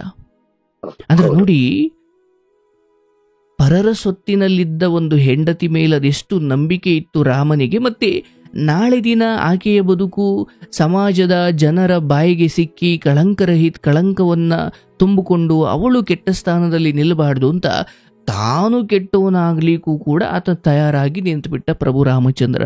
ಇವತ್ತು ನಿಮ್ಮ ಕಥೆ ನೋಡಿದಾಗ ನೋಡಿ, ಅಲ್ಲಿ ಮಗಳನ್ನು ಕೊಂದ ಪಾತಕಿಯಾಗಿದ್ದಾಳೆ, ಅಥವಾ ಗಂಡನನ್ನು ಕೊಲ್ಲುವಷ್ಟು ನೀಚಳಾಗಿದ್ದಾಳೆ, ಮತ್ತು ಪರಪುರುಷನ ಸಹವಾಸವೇ ನನಗೆ ಮುಖ್ಯ ಅಂತ ನೇರವಾಗಿ ಹೇಳುವಷ್ಟು ಸಂಸ್ಕಾರ ಹೀನಳಾಗಿದ್ದಾಳೆ. ಇಂಥ ಎಲ್ಲ ಪರಿಸ್ಥಿತಿಯಲ್ಲೂ ನೀವು ಯೋಚನೆ ಮಾಡಿದ್ದು, ಪಾಪ ಆಕೆಗೆ ಯಾರೂ ಇಲ್ಲ, ಇಲ್ಲಿ ನಾನು ಹೊಡೆದ್ರೆ ಇನ್ನೆಲ್ಲೂ ಹೋಗಿ ಅವ್ರು ತವ್ರ ಮನೇಲಿ ಇರ್ತಾಳೆ ಅನ್ನಕ್ಕೆ ತವ್ರ ಮನೆ ಇಲ್ಲ, ನೆಂಟ್ರ ಮನೆಗೆ ಹೋಗ್ತಾಳೆ ಅಂದರೆ ನೆಂಟ್ರ ಮನೆ ಇಲ್ಲ. ಅಂದರೆ ನಿಮಗಾದ ದುಃಖದ ನಡುವೆಯೂ ಅವಳ ನಾಳೆ ಅಂದರೆ ಹೆಂಡತಿ ನನಗೆ ಹಿಂಗೇನೋ ಮಾಡಿಬಿಟ್ಲು ಅನ್ನೋದಕ್ಕಿಂತ ಆಕೆ ಒಬ್ಬ ಮನುಷ್ಯಳಾಗಿ, ಈಗ ನಾನು ಅವಳನ್ನು ಹೌದು ಇವಳು ನನಗೆ ಬೇಡ ಅಂತ ಗೊತ್ತಾಗಿದೆ, ಅದಾಗಿಯೂ ನನಗೆ ಅವಳು ಬೇಡದೇ ಇರ್ಬೋದು, ಬಟ್ ಈ ಲೋಕಕ್ಕೆ ಅವಳು ಒಬ್ಳು ಮನುಷ್ಯಳು, ಅವಳಿಗೆ ಮಿನಿಮಮ್ ಬದುಕೋದಿಕ್ಕೆ ಒಂದು ಅವಕಾಶ ಮಾಡಿಕೊಡೋಣ ಅಂತ ನೀವು ಪಿ ಜಿಲಿ ಹಾಕಿದ್ರಿ. ಆ ಹುಡುಗನನ್ನು ಮತ್ತೆ ಸಂಪರ್ಕ ಮಾಡುವ ಪ್ರಯತ್ನ ಮಾಡಿದ್ರಿ. ಅಂದರೆ ಇಷ್ಟೆಲ್ಲ ಆದಮೇಲೆ ನಮಗೆ ಇಲ್ಲಿ ನಿಂತ್ಕೊಂಡು ನೋಡಿದಾಗ ನಿಮ್ಮ ಬದುಕನ್ನು ಮೇಲ್ನೋಟಕ್ಕೆ ಅನಿಸುತ್ತೆ, ಪಾಪ ಯಾಕೆ ಅಂತ ಕೆಟ್ಟ ಹೀನ ಹೆಣ್ಣು ಮಗಳಿಗೆ ಯಾಕೆ ಇವರು ನೆರವಾದ್ರು ಅಂತ ಮೇಲ್ನೋಟಕ್ಕೆ ಅನಿಸಿದ್ರು. ತೀರಾ ಒಂದು ಒಳಗಿನ ವಿಚಾರವನ್ನು ಚರ್ಚೆ ಮಾಡಿದ್ರೆ ನೀವು ನಡ್ಕೊಂಡಿರೋ ರೀತಿಯಲ್ಲ, ಅವತ್ತು ರಾಮ ನಡ್ಕೊಂಡ ರೀತಿ ಏನು, ನಿಮ್ಮ ಇಷ್ಟದೇವರು ಹನುಮಂತನ ಒಡೆಯನಾದ ಆ ರಾಮಚಂದ್ರ ಹೇಗೆ ನಡ್ಕೊಂಡ್ರು, ನೀವು ನಡ್ಕೊಂಡಿದ್ದಕ್ಕೂ ಅದಕ್ಕೂ ಅಷ್ಟೇನು ವ್ಯತ್ಯಾಸ ಇಲ್ಲ. ನೀವು ಮಹಾನುಭಾವರಾದ್ರಿ. ಹೌದು, ನನಗೆ ಅವಶ್ಯವಾಗಿ ಆಕೆಯನ್ನ ಈ ಸಮಾಜ ಉದಾಹರಣೆಯಾಗಿ ತಗೊಳ್ಬಾರ್ದು, ಆಕೆ ಈ ಸಮಾಜ ಉದಾಹರಣೆಯಾಗಿ ತೆಗೆದುಕೊಳ್ಳುವಷ್ಟು ಒಬ್ಬ ಯೋಗ್ಯ ತಾಯಿಯೂ ಅಲ್ಲ, ಯೋಗ್ಯ ಹೆಂಡತಿಯೂ ಅಲ್ಲ. ಅಂಥ ಹೆಣ್ಣಿನಿಂದ ಈ ಸಮಾಜ ಹಾಳಾಗುತ್ತೆ. ಅವಶ್ಯವಾಗಿ ಹೌದು, ಅದು ನಾನು ವಿರೋಧಿಸ್ತೇನೆ. ಆದರೆ ಆ ಸಲುವಲ್ಲೂ ಅಥವಾ ಆ ದುಃಖದ ನಡುವೆಯೂ ನೀವು ಆಕೆಯನ್ನೊಬ್ಳು ಮನುಷ್ಯಳು ಅಂತ ಭಾವಿಸಿ ಅವಳನ್ನು ಕೊಂದಿಲ್ಲ, ದೌರ್ಜನ್ಯ ಮಾಡಿಲ್ಲ, ಹೊಡೆದಿಲ್ಲ, ಮತ್ತು ಅವಳ ನಾಳೆಗಳನ್ನು ನನ್ನ ಬಳಿ ನೀನು ಇಲ್ಲದೆ ಹೋದರೂ ನಿನಗೆ ಎಲ್ಲಿ ಇಷ್ಟನೋ ಅಲ್ಲಿರು ಹೋಗವ ಅಂತ ಹೇಳಿ ಕಳಿಸಿದ್ದೀರಲ್ಲ. ಹಂಗಂತ ಹಿಂಗೆ ಮನೆಯೊಳಗಡೆ ಇದ್ದುಕೊಂಡು ಗಂಡನಿಗೆ ದ್ರೋಹ ಮಾಡಿ ಯಾವನ್ನೋ ಇಷ್ಟಪಟ್ಟ ತಕ್ಷಣ ನಿಮ್ಮಂಗೆ ಅವನ ಜೊತೆ ಕಳಿಸ್ಕೊಡ್ಬಿಡ್ಬೇಕು ಅಂತ ಏನಲ್ಲ. ಆದರೆ ಅವಳ ಪರಿಸ್ಥಿತಿ ಬೇರೆ ಹೆಣ್ಮಕ್ಳಿಗೆ, ಈಗ ಒಡೆದ್ರೆ ತವ್ರ ಮನೆಗೋ ಇನ್ನೆಲ್ಗೋ ಹೋಗಿರ್ತಾಳೆ, ಅಷ್ಟು ವಿದ್ಯೆನೂ ಇಲ್ಲ, ಅಷ್ಟು ಸಂಬಂಧಿಗಳು ಇಲ್ಲ. ಇದೆಲ್ಲದರ ನಡುವೆ ನನಗಿಲ್ಲಿ ದ್ರೋಹ ಆಗ್ತಾ ಇದೆ, ನಾನಿಲ್ಲಿ ಕೆಟ್ಟು ಹೋಗ್ತಾ ಇದ್ದೀನಿ, ನನ್ನ ಬದುಕು ಹಾಳಾಗ್ತಿದೆ ಅಂತ ಗೊತ್ತಾದಾಗಲೂ ಆಕೆಯನ್ನು ನೀವು ಗೌರವಾನ್ವಿತವಾಗಿ ನಡೆಸ್ಕೊಂಡಿದ್ದೀರಾ. ಅದು ನಿಮ್ಮ ಬದುಕಿನ, ನಾನು ಹೇಳ್ತೀನಿ, ನೀವು ಸತ್ತು ಪರಲೋಕವನ್ನು ಸೇರಿದ್ರೂ ಕೂಡ ಈ ಒಂದು ಕಾರಣಕ್ಕೆ ನಿಮಗೆ ಅಲ್ಲಿ ರಾಜಾತಿಥ್ಯ ಸಿಗುತ್ತೆ. ಖಂಡಿತ. ಹಾಗಾಗಿ ಇಲ್ಲಿ ನೀವು ಈ ವಿಚಾರದಲ್ಲಿ ಕೊರಗುವ ಅವಶ್ಯಕತೆ ಇಲ್ಲ. ನನ್ನ ಪ್ರಕಾರ ನಾನು ಯಾವಾಗಲೂ ಹೇಳ್ತೀನಿ, ಬದುಕು ದೊಡ್ಡದು. ಹೆಂಡತಿ, ಮಕ್ಕಳು, ಬಂಧುಗಳು, ಸಂಬಂಧ, ಕೀರ್ತಿ, ಸಂಪತ್ತು, ಇವೆಲ್ಲವೂ ಕೂಡ ನೀವು ಜೀವಂತವಾಗಿದ್ರೆ ಇವೆಲ್ಲವೂ ಆಮೇಲೆ. ವಿಷ ಹಾಕಿ ಕೊಲ್ಲುವುಳನ್ನ ಪಕ್ಕದಲ್ಲಿ ಮಲಗಿಸ್ಕೊಳ್ಳೋದು, ಒಂದು ನಾಗರಹಾವನ್ನ ಪಕ್ಕದಲ್ಲಿ ಮಲಗಿಸ್ಕೊಳ್ಳೋದು, ಎರಡೂ ಒಂದೇ. ಅದು ಯಾವಾಗ ಮೃತ್ಯು ಸಮಾನ ಅಥವಾ ಯಾವಾಗ ಅದು ನನ್ನನ್ನು ಕೊಲ್ಲಲಿಕ್ಕೆ ಕಾಯ್ತಾ ಇರ್ತಕ್ಕಂಥದ್ದು, ಇತರ ಗಂಡಸರ ಜೊತೆ ಸೇರಿ, ಇತರ ಪರಪುರುಷರ ಜೊತೆ ಸೇರಿ ತನಗೆ ಬದುಕು ಕೊಟ್ಟಂತ ಒಬ್ಬ ಪುರುಷನನ್ನ ಸಾಯಿಸುವಷ್ಟು ಹೀನಳಾದಾಗ, ನೀವು ಆಕೆಗೆ ನಾಳೆಗೆ ಅಲ್ಲಿರಮ್ಮ ಅಲ್ಗೋಗಮ್ಮ ಅಂತ ಹೇಳಿದ್ದೇನೋ ಸರಿ, ಬಟ್ ಅದಾದ ತಕ್ಷಣವೇ ನಾನು ಕೆಲವೊಮ್ಮೆ ಮಕ್ಕಳಿಗೋಸ್ಕರನೋ ಅಥವಾ ನನ್ನ ಜೀವನ ಉಳಿಸ್ಕೊಳ್ಳೋಕ್ಕೋಸ್ಕರನೋ ಅವಳ ಮೇಲಿನ ಪ್ರೇಮವನ್ನು ಕಡಿದು ಬಿಸಾಕಿ ಕೆಲವೊಮ್ಮೆ ಕಟುವಾಗಬೇಕಾಗಿರೋದು ಅನಿವಾರ್ಯ. ಯಾಕಂದ್ರೆ ಎಲ್ಲ ಸಮಯದಲ್ಲೂ ಆ ಭಗವಂತ ನಿಮಗೆ ಯಾರೋ ಒಬ್ಬನ ರೀತಿಯಲ್ಲಿ ಬಂದು ಬಿರಿಯಾನಿ ಕೊಡಿಸದ, ಯಾವುದೋ ಒಂದು ರೀತಿಯಲ್ಲಿ ಬಂದು ನಿಮಗೆ ನಾನಾ ರೀತಿಯಲ್ಲಿ ಗಂಡಾಂತರಗಳಿಂದ ನಿಮ್ಮನ್ನು ಕಾಪಾಡ್ದ. ಬಟ್ ಎಲ್ಲರ ಅದೃಷ್ಟವೂ ಹಿಂಗೆ ಇರುತ್ತೆ ಅಂತ ಏನಿಲ್ವಲ್ಲಪ್ಪ. ಅಂದ್ರೆ ಇಂಥದ್ದೇನೋ ಗೊತ್ತಾದಾಗ ನೀವು ಹೇಗೆ ಸಹಿಸಿಕೊಂಡು ಬಂದ್ರಲ್ಲ, ಎಲ್ಲರೂ ಹಾಗೆ ಸಹಿಸಿಕೊಳ್ಬೇಕು ಅನ್ನೋದು ತಪ್ಪು, ನಾನು ಅದನ್ನು ಒಪ್ಪಲ್ಲ. ಬಟ್ ನಿಮ್ಮ ವಿಚಾರದಲ್ಲಿ ನಿಮ್ಮ ಅದೃಷ್ಟ ಇತ್ತು, ಕೆಲವೊಂದು ವಿಚಾರ ಅಲ್ಲಿ ಅವರು ಕೊಡಬೇಕು ಅಂತ ತಂದಿದ್ದಕ್ಕೆ ಅದನ್ನ ಈಸ್ಕೊಂಡು ತಿನ್ಬೇಕು ಅನ್ನೋ ವರ್ಷದಲ್ಲಿ ಯಾರೋ ಬಂದು ನಿಮಗೇನೋ ಕೊಡಿಸಿದ್ರು, ಅಲ್ಲಿ ಹೊಟ್ಟೆ ತುಂಬಿತು, ಈಕೆ ಅಂದುಕೊಂಡಿದ್ದ ಕೆಲಸ ಅಲ್ಲಿಗೆ ಫೇಲ್ ಆಯಿತು. ಫೈನ್, ಇದೆಲ್ಲ ಸರಿನೂ ಹಿಂಗೆ ನಿಮ್ಮನ್ನು ಭಗವಂತ ಕಾಪಾಡ್ತಾನೆ ಅಂತ ಏನಿಲ್ಲ. ಅಂದ್ರೆ ಇಂಥದ್ದೇನು ವಿಷ ಮನಸ್ಥಿತಿ ಇಟ್ಕೊಂಡಿರೋ ದುಷ್ಟ, ಅದು ನನ್ನ ಮಗ ಆಗಿರ್ಬೋದು, ಹೆಂಡತಿ ಆಗಿರ್ಬೋದು, ಅಂದರೆ ನನ್ನದು ನಾನು ತುಂಬ ಪ್ರೀತಿ ಮಾಡಿದ್ದೆ ಅಥವಾ ನಾನು ತುಂಬ ಇಷ್ಟಪಟ್ಟಿದ್ದೆ ಅನ್ನೋ ಕಾರಣಕ್ಕೆ, ಅದಕ್ಕೆ ನಮ್ಮಲ್ಲಿ ಬಹಳ ಹಿಂದೆ ನಮ್ಮ ಹಿರಿಯರು ಯಾಕೆ ಅವರು ಒಂದು ಸರ್ವಶ್ರೇಷ್ಠ ಜೀವನಕ್ಕೆ ಬದುಕ್ತಾ ಇದ್ರು ಅಂದರೆ, ಒಬ್ಬ ನ್ಯಾಯ ಕೊಡುವನು ಅಂದಾಗ ತನ್ನ ಮಗನೇ ಆದರೂ ಕೂಡ ಅಲ್ಲಿ ತನ್ನ ಮಗ ತಪ್ಪು ಮಾಡಿದಾಗ ಅಲ್ಲಿ ಅವನು ಒಳ್ಳೇದು ಮಾಡಿದ್ದಾನ ಕೆಟ್ಟದ್ದು ಮಾಡಿದ್ದಾನ ಅನ್ನೋದಷ್ಟೇ ಮುಖ್ಯ ಆಗಬೇಕು ಹೊರತು, ನನ್ನ ಮಗ, ನನ್ನ ಹೆಂಡತಿ, ನನ್ನ ಬಂಧು, ಈ ನನ್ನದು ಅಂತ ಜಾಸ್ತಿ ಆಗ್ಬಿಟ್ರೆ ಅಲ್ಲಿ ಸತ್ಯ ಸತ್ತು ಹೋಗ್ಬಿಡುತ್ತೆ. ನಿಮ್ಮ ದೃಷ್ಟಿಯಲ್ಲಿ ನಿಧಾನವಾಗಿ ನೀವು ಆ ತಪ್ಪು ಮಾಡ್ತಾ ಇದ್ರಿ, ಬಟ್ ಏನೋ ಭಗವಂತನ ಇಚ್ಛೆ ನೀವು ಅಲ್ಲಲ್ಲಿ ತಪ್ಪಿಸ್ಕೊಂಡಿದ್ದೀರಾ. ಬಟ್ ತೀರಾ ಮಗ ಅಂದ್ರೆ ನನಗಲ್ಲಿ ಏನು ವಿಷಯ ಇದೆ, ಅಲ್ಲಿ ಏನು ನಡೀತಾ ಇದೆ ಅಂತ ಗೊತ್ತಾದಾಗಲೂ ನಾನು ಅದನ್ನ ತುಂಬಾ ದಿನ ಮುಂದೂಡಿದ್ದು. ಮಗಳ ವಿಚಾರದಲ್ಲಿ ಹಂಗಾಗಲಿಕ್ಕೆ ಹೆಚ್ಚು ಕಡಿಮೆ ನೀವು ಒಂದು ಗಟ್ಟಿಯಾದ ನಿರ್ಧಾರ ತೆಗೆದುಕೊಳ್ಳದೇ ಇದ್ದಿದ್ದೇ ಕಾರಣ ಆಯ್ತಲ್ಲ. ಖಂಡಿತ ಹೌದು, ಅವಶ್ಯವಾಗಿ ಒಬ್ಬ ಗಂಡನನ್ನ ಯಾರೂ ಕುರೂಪಿ ಅನ್ನೋ ಕಾರಣಕ್ಕೋ ಏನೇನೋ ಕಾರಣಕ್ಕೋ ಯಾರು ಮೋಸದ ಒಂದು ಹೆಣ್ಣನ್ನ ನೀವು ಗೌರವದಿಂದ ಬದುಕನ್ನು ಕೊಟ್ಟಾಗಲು, ಎಲ್ಲರನ್ನು ಎದುರಾಕೊಂಡು ನೀವು ಆಕೆಗೆ ಬದುಕನ್ನು ಕೊಟ್ಟಾಗಲು ಅಂತ ಕೃತಜ್ಞತೆ ಇಲ್ಲದ ಆ ಹೆಣ್ಣು ಆ ಮಗಳ ಸಾವಿಗೆ ಕಾರಣ ಆಗಿರೋದು ಹೌದು. ಅದರ ಜೊತೆ 3-4 ಜನ ಪುರುಷರು ಇದ್ದಾರೆ, ಅದು ಆ ಹೆಣ್ಣಿನಿಂದಲೇ ಆಗಿರೋದು, ಅದಕ್ಕೆ ಆಕೆ ಅನುಭವಿಸ್ತಾಳೆ. ಆದರೆ ಎಂದೋ ಒಂದು ದಿನ ನಾನು ಪೊಲೀಸ್ ಸ್ಟೇಷನ್ನಲ್ಲಿ ಆ ಪೊಲೀಸ್ನವರು ಹೇಳಿದ್ರು. ಆ ಪೊಲೀಸ್ನವರು ಯಾಕೆ ಹೇಳಿದ್ರು, ಸುಮ್ಮನೆ ಹೇಳಲಿಲ್ಲ, ಆಕೆಯ ವರ್ತನೆ ಹಂಗಿತ್ತು. ಖಂಡಿತ. ಬಟ್ ನಾನೇನು ಮಾಡಿದೆ, ಅಯ್ಯೋ ಎಂತವಳು, ನಾನು ಒಂದು ತಪ್ಪು ಮಾಡಿದ್ರೆ ಅವಳು ನನ್ನನ್ನು ಹಂಗೆ ಮಾಡ್ತಿದ್ಲ, ಫೈನ್, ಅವತ್ತಿಗದು ಸರಿ ಆಯಿತು. ಆದರೆ ಒಂದು ಸಾರಿ ನಿಮಗೆ ಅನ್ನಕ್ಕೇನು ವಿಷ ಹಾಕಿದ್ಲಲ್ಲ, ಅದಾದ ಮೇಲೆ ಮಗಳದಾಗಿದ್ದ ಅಥವಾ ಮಗಳದಾದ್ಮೇಲೆ ನಿಮ್ಮದಾಗಿದ್ದ? ನಂದಾದ್ಮೇಲೆ ಮಗಳದಾಗಿದ್ದ. ಅಂದ್ರೆ ಲ್ಯಾಬ್ಗೆ ತಗೊಂಡೋದ್ರಿ, ಅಲ್ಲಿ ವಿಷ ಅಂತ ಗೊತ್ತಾಯ್ತು, ಬಾಟ್ಲು ಕೂಡ ಸಿಗ್ತು. ಇದು ನಿಮ್ಮವೇ ಅಂತ ಅಲ್ಲ, ಅವರ ಆ ಕಾಮ ಪ್ರೇಮಕ್ಕೆ ಅಡ್ಡ ಬರ್ತಾ ಇರೋದು ನಿಮ್ಮ ಮಗ ಬಂದ್ರು, ನಿಮ್ಮ ಮಗಳು ಬಂದ್ರು, ನಿಮ್ಗಾದ ಗತಿನೇ ಅವ್ರಿಗೂ. ಖಂಡಿತ ಬಡಿಯ ಒಂದು ಮಾತು ಮಧ್ಯೆ ಆಡ್ತೀನಿ. ಅವಳು ಮಾತೆತ್ತಿದ್ರೆ ಹೇಳ್ತಾ ಇದ್ಲು, ಈ ಮಕ್ಕಳಿಲ್ಲ ನಾನು ಎಲ್ಲರೂ ಸುಖವಾಗಿರ್ತಿದ್ದೆ. ಮತ್ತೆ ಅರ್ಥ ಆಯ್ತಲ್ಲ, ನಿಮ್ದೇ ಆಯ್ತಲ್ಲ. ಅಲ್ಲಿ ನೀವೊಂದು ಕಟುವಾದ ನಿರ್ಧಾರ ತಗೊಂಡಿದ್ರಿ. ಪಾಪ ಆ ಮಗಳು, ಅರೇ ನೆನ್ಸ್ಕೊಳ್ರಿ ಅವ್ರನ್ನೊಮ್ಮೆ, ಪಾಪ ಅದು ಏನು ಆಸೆ ಹೊತ್ಕೊಂಡ್ ಬಂದಿತ್ತ, ಆತ್ಮ ದೇಹವನ್ನು ಹೊತ್ತು ಯಾವ ಪಾಪದಲ್ಲಿ ಮನೇಲಿ ಜನಿಸಿತ್ತು. ಅದು ಹೋಗಬೇಕಾದ್ರೆ ತನ್ನ ತಾಯಿಯನ್ನು ಒಡೆದು ಚೆಚ್ಚಿ ಹೋಗೋ ಶಕ್ತಿ ಇರಲಿಲ್ಲ. ನೀವು ಅಲ್ಲೇ ಕೊಂದಿದ್ರು ಅದು ಏನು ಅದು ಕೈಲಾಗದ್ದೆ. ಅದು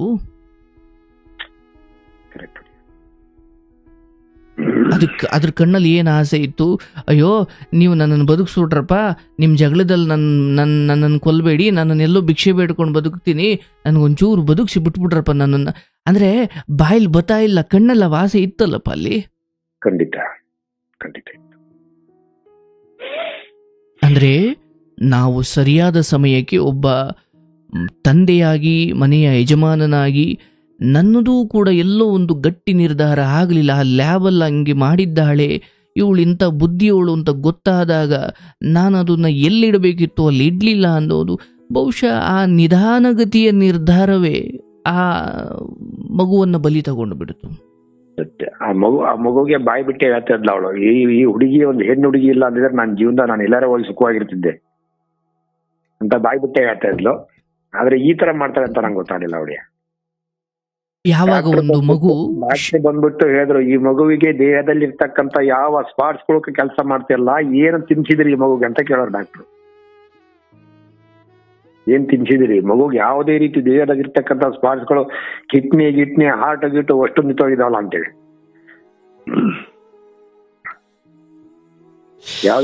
ಯಾವುದೇ ರೀತಿ ರಿಪೋರ್ಟ್ ಕೊಡ್ಲಿಲ್ಲ, ಸೈನ್ ಒಂದು ಹಾಕ್ಸ್ಕೊಂಡ್ರು. ಮಗುವಿನ ಯಾವುದೇ ರೀತಿ ಜವಾಬ್ದಾರಿ ಆದ್ರೂ ಕೂಡ ನೀವೇ ಕಾರಣ ಅಂತೇಳಿ. ಅದ್ರಾಗ ಬೇರೆ ನಾನು ಓದಿದವನಲ್ಲ, ನನ್ನ ವಿದ್ಯಾಭ್ಯಾಸದ ಬಗ್ಗೆ ಏನು ಮಾಹಿತಿ ಇಲ್ಲ. ನಾವು ಓದಿರೋದು 1ನೇ ಕ್ಲಾಸ್ 6 ತಿಂಗಳ. ಹಂಗಾಗಿರೋದ್ರಿಂದ ಕೊನೆಗೆ ಅದೇನೇ ಆಗ್ಲಿ ಸ್ವಾಮಿ, ನಾನು ಅದೇನೇ ಇದ್ರು ಕೂಡ ನಾನು ಇದು ಮಾಡ್ಕೋತೀನಿ, ನನ್ನ ಮಗು ನಾನು ಬಿಟ್ಕೊಡ್ರಿ ಅಂತೇಳಿ ಪಾಪ ರಿಕ್ವೆಸ್ಟ್ ಮಾಡ್ಕಿಂದ್ರೆ ಕಡೆಗೆ ಬಿಟ್ಕೊಟ್ರು. ತಗೊಂಡ್ ಬಂದೆ, ದಿಲ್ ಖುಷಿಯಾಗಿ ಮಗುವಿನ ತಿಥಿ ಮಾಡ್ಕೊಂಡು ಆರಾಮಾಗಿ ಉಣ್ಕೊಂಡು ತಿನ್ಕೊಂಡು ತಿಥಿ ದಿವಸ ಎಲ್ಲಾ ರೀತಿಯ ವಸ್ತುಗಳನ್ನು ಮಾಡಿದಾಳೆ. ಆಮೇಲೆ ನಾನು ಯಾವುದೇ ರೀತಿಯ ಒಂದು ಟೆನ್ಷನ್ ನನ್ನ ಕೋಪವನ್ನ ನಾನು ಕೈ ಕೊಡಂಗಿಲ್ಲ. ನಾನು ಕೈ ಕೋಪ ಕೊಟ್ಬಿಟ್ರೆ ಆಕೆ ಹೊಡಿಯಾಕ ಹಿಡಿಯೋದು ಅಥವಾ ಸಾಯ್ಸಾಕ್ ಹಿಡಿದ್ರು ಕೂಡ ಆಕೆ ಬಂದ್ ತಡೆಯಂತಾರೆ ಯಾರು ಇಲ್ಲ. ಎಲ್ಲಾ ರೀತಿಯ ತಾಳ್ಮೆಯನ್ನ ತಗೊಂಡು, ಅದಕ್ಕೂ ಮುಂಚೆ ಇನ್ನೊಂದು ಮಾತು ಏನ್ ಗೊತ್ತಾ ಹೊಡಿಯ, ಈಗ 20 ವರ್ಷದ ಹಿಂದೆ ಪರಮಾತ್ಮ ಹೇಳಿದ್ದ ನಂಗೆ, ಅವಳನ್ನ ಕರ್ಕೊ ಬಂದ ತಕ್ಷಣ ಹೇಳಿದ್ದ, ಅವಳನ್ನ ಎಲ್ಲಿ ಕರ್ಕೊ ಬಂದಿದ್ಯಾ ಅಲ್ಲೇ ಕರ್ಕೊಂಡು ಬಿಟ್ಬಿಡು, ಆಕೆಯಿಂದ ಮುಂದೆ ತೊಂದರೆ ಆಗುತ್ತೆ ನಿಂಗೆ ಅಂತ ಹೇಳ್ದ. ಹೂವಿನ ಪ್ರಸಾದ ಕೊಟ್ಟಿದ್ದ. ಕಡಿದಾರ ಅವನ್ ಮಾತು ಕೇಳಲಿಲ್ಲ. ಅವನ ಮಾತು ಕೇಳದೆ ಇರ್ತಕ್ಕಂಥದಕ್ಕೆ ಇವತ್ತು ಶಿಕ್ಷೆ ಕೊಟ್ಟಿದ್ದಾನೆ, ನಾನು ಅನುಭವಿಸ್ತಾ ಇದ್ದೀನಿ. ಆದ್ರೂ ಕೈ ಬಿಡ್ಲಿಲ್ಲ ನನ್ನವ. ಆಮೇಲೆ ಮದುವೆ ಆಗೋ ಟೈಮಿಗೂ ಕೇಳಿದೆ, ಇಲ್ಲಪ್ಪ ಮತ್ತೆ ಅದನ್ನು ಹೊರಗಡೆ ಕೊಟ್ರೆ ಯಾರು ಮದುವೆ ಆಗಲ್ಲ, ಅದಕ್ಕೊಂದು ಜೀವನ ಕೊಡ್ಬೇಕು, ಅದು ಒಂದು ಮನುಷ್ಯನೇ, ಅದಕ್ಕೊಂದು ಜೀವನ ಕೊಡ್ಬೇಕು, ಅದಕ್ಕೊಂದು ಬಾಳ್ ಕೊಡ್ಬೇಕು, ಕರ್ಕೊಂಡ್ ಬಂದ್ಬಿಟ್ಟಿದೀನಿ, ನಾನು ಮದುವೆ ಆಗ್ಲೇಬೇಕು ಅಂದ್ರೆ ಇಲ್ಲ ಮದುವೆ ಆಗೋದ್ ಬೇಡ, ಆಕೆಯಿಂದ ಮುಂದೆ ಬಹಳ ದೊಡ್ಡ ಸಮಸ್ಯೆ ಐತಿ ನಿಂಗೆ ಅಂತೇಳಿ ಅವನು ಮದುವೆ ಟೈಮ್ನಾಗೂ ಹೇಳಿದ್ದ ಪರಮಾತ್ಮ, ಮದುವೆ ಆಗೋದ್ ಬೇಡ ಅಂತೇಳಿ. ಅವನ್ ಮಾತನ್ನು ಮೀರಿ ನಾನು ಮದುವೆ ಆಗಿದ್ದಕ್ಕೆ ಇವತ್ತು ಆಗದೆ ಇರ್ತಕ್ಕಂಥ ನೋವನ್ನು ಅನುಭವಿಸ್ತಾ ಇದೀನಿ. ಆದ್ರೂ ಅವ್ನ ಮಾತನ್ನು ಮೀರಿದಕ್ಕೆ ನಾನು ನನ್ನ ಕೈ ಬಿಡ್ಲಿಲ್ಲ. ಒಬ್ಬ ಮನುಷ್ಯನಿಗೆ ಒಂದು ಸಣ್ಣ ತಪ್ಪು ಮಾಡಿದ್ರು ಕೂಡ ಮನುಷ್ಯ ಸಹಿಸ್ಕೊಳ್ಳಲ್ಲ. ಪರಮಾತ್ಮನಿಗೆ ಇಂಥ ದೊಡ್ಡ ತಪ್ಪು ಮಾಡಿದ್ರು ಕೂಡ ನಾನು ಕೈ ಬಿಡ್ದಿದ್ದಂಗೆ ರಕ್ಷಣೆ ಮಾಡಿದೆ.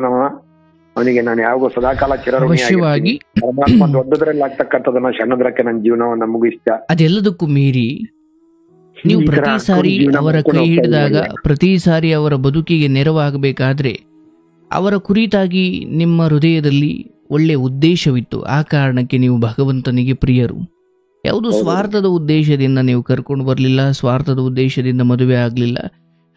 ಅಂದ್ರೆ ನೋಡಿ, ಯಾವಾಗಲೂ ಅಷ್ಟೇ ಭಗವಂತ ತನ್ನ ಪ್ರೀತಿ ಪಾತ್ರರಿಗೆ ದುಷ್ಟರಿಂದ ಶಿಕ್ಷೆ ಅಥವಾ ಏನೋ ಗಂಡಾಂತರ ಕಾದಿದೆ ಎಂದಾಗ ಆ ಗಂಡಾಂತರವನ್ನು ತಪ್ಪಿಸೋಕಾಗದೇ ಇರ್ಬೋದು, ಬಟ್ ಅದರಿಂದ ಆಗುವ ಪರಿಣಾಮದ ಮೇಲೆ ಭಗವಂತ ಸ್ವಲ್ಪ ನಿಯಂತ್ರಣಕ್ಕೆ ತಗೊಳ್ಬೋದು. ಅಂದರೆ ಅದು ಬಿದ್ದು ಸಾಯ್ಬೇಕ, ಬೀಳೋದು ತಡೆಯೋಕ್ಕಾಗಲ್ಲ, ಬಟ್ ಬಿದ್ದಾದ್ಮೇಲೆ ಅವ್ನು ಸಾಯ್ಬೇಕ ಬದುಕಬೇಕ, ಬಹುಶಃ ಕೆಲವು ವಿಚಾರ ಮಾತ್ರ ಆ ಭಗವಂತನ ಕೈಲಿರ್ತವೆ. ಹಾಗಾಗಿ ಅದನ್ನು ಮೀರಿ ನೀವು ಬಂದ್ರಿ, ಅದಾದ್ಮೇಲೆ ಕಾಪಾಡಲೇಬೇಕು ನನ್ನ ಭಕ್ತನನ್ನ ಅಂದಾಗ ಭಗವಂತ ಹೇಗೋ ನಮ್ಮನ್ನು ಕಾಪಾಡ್ತಾನೆ. ಯಾವಾಗಲೂ ಅಷ್ಟೇ ನೋಡಿ, ಕೃಷ್ಣ ಪರಮಾತ್ಮ ಅರ್ಜುನನ ಮಗನಾದ ಅಭಿಮನ್ಯುವನ್ನು ಕಂಡಾಗ ಅವನಿಗೆ ಬಹಳ ಪ್ರೇಮ. ಅಯ್ಯೋ, ಅಭಿಮನ್ಯುವಿಗೂ ಕೃಷ್ಣನಿಗೂ ಇದ್ದಂತಹ ಒಡನಾಟ ಅದೆಂಥದ್ದು.